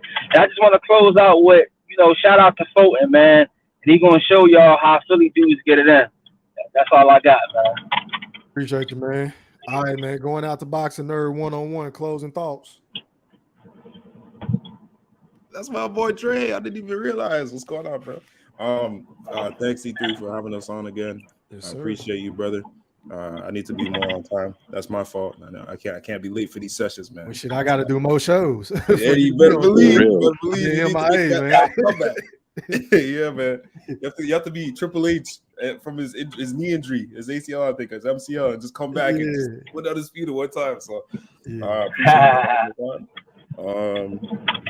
I'm excited for the rumors that I'm hearing about the big fight we all want to see. I think you better believe. But I'm excited for the next two pay-per-views. Tank and Caleb and David Benevidez. I need to buy that fight. Can't stream it, man. You have to buy that one. That's a big one. So appreciate you guys. See you guys on the next one. I appreciate you, Boxing Nerd. All right, man. Going out to the BFB Master Q. Closing thoughts, my brother. Oh man, good show as always, man. I like the brothers that came on tonight. Yeah. I like to hear different opinions and go back and forth and keep it respectful. I hope the brothers come back on the next time we click on, man. Definitely. And man, I know my boy, This Is Rob, don't listen to this playback. I know you ain't ducking the smoke on this bet with Plant Benevidez. I'm gonna take Plant. You can have the Mexican monster, my brother. If I want to lose it to you, my brother. And last but not least, I have to make an announcement. I'm sorry, my brother. I know at one point of time you had coined them boys as the Dudley Boys, right? But I was told that David Avocado got his biggest payday and he made $5 million. My brother, that is not possible. But because of that, I can no longer call them niggas the Dudley Boys. I now rename them niggas the Dummy Boys, son. They is the dummy boys. You try to take it back, but you said that shit so you can't. So you niggas is no longer the Dudley boys. Y'all are the dummy boys. And I'm out. I appreciate you. All right, man. Going out to the unbiased Brim Reaper. Take us home, man. Close out. Yeah, I appreciate you, man. I'm glad I got a chance to slide through. I didn't even know you was on because YouTube be tripping, man. I'm looking forward to seeing the fight Saturday. I'm still on the fence if I'm going to buy it or if I'm just going to wait till it come out and I watch it and hear people talk about it. Shout out to everybody who drop it through. Shout out to the super duper propaganda master Q. And at the end of the day, man, I think all this stuff that we've been talking about on both sides of the fence when it comes to Crawford and Spence, I think we were all off a little bit to some degree. And, shout out to Good Business Bud, because it looks like he's getting a better deal in this fight. So we're going to call him Good Business Bud. And y'all better put some respect on Jose Benevidez, the heavyweight champion. Word to Creed 3. Good night, y'all. I still ain't even seen that shit, bro. I need to see that shit. I ain't paying to go see that shit. I'm gonna stream that shit. Yeah, I went to the movie theater for it. It was good. It was a good movie. I liked it. It was good. I heard it was good. They made cake. Last but not least, going out to my brother, the General Big Fish. Take us home, man. Closing thoughts. Yeah, E3. I watched the new Creed movie with the subtitles on, and when Terrence Crawford lines came across the screen, that shit just said.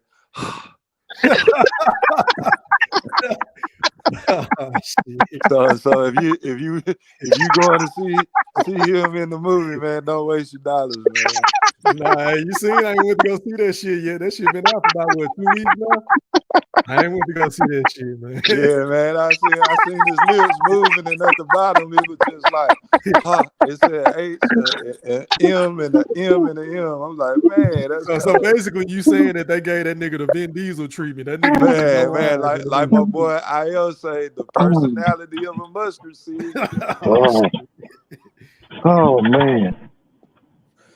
But yeah, man, shout out to the Wright brothers. I think we kept our titles tonight. Q is still the WCW champion. IO is still the WWE champion. My boy Boxing Nerd, he the TV champ.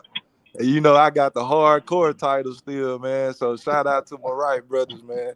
I appreciate the conversation tonight. Dion, hating ass, don't ever want to agree with me. Shout out to you, Dion. And I ain't gonna even talk about the is that sesame meal?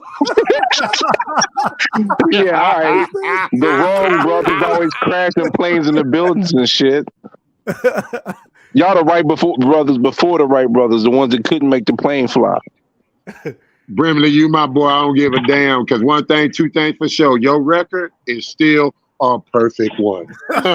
Yeah, that's cute. Propaganda master. Stephen Brimley. Let me finish Well, speaking. yeah, No, nigga, shut your whole ass up. No, Shut your whole ass up. Nobody want to hear you, I nigga. Shut the Nobody fuck want to on hear you, this nigga. Planet Your whole ass Benevidez up. fight tomorrow.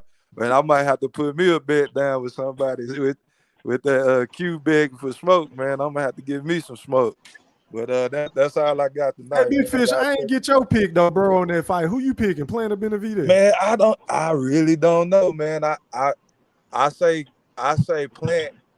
I would want to favor Plant because he done been in there with like Q say, quote unquote, the best in boxing. So if you fight Canelo Alvarez, I don't see him having too many problems with getting in the ring with Benevidez. So I'm leaning towards.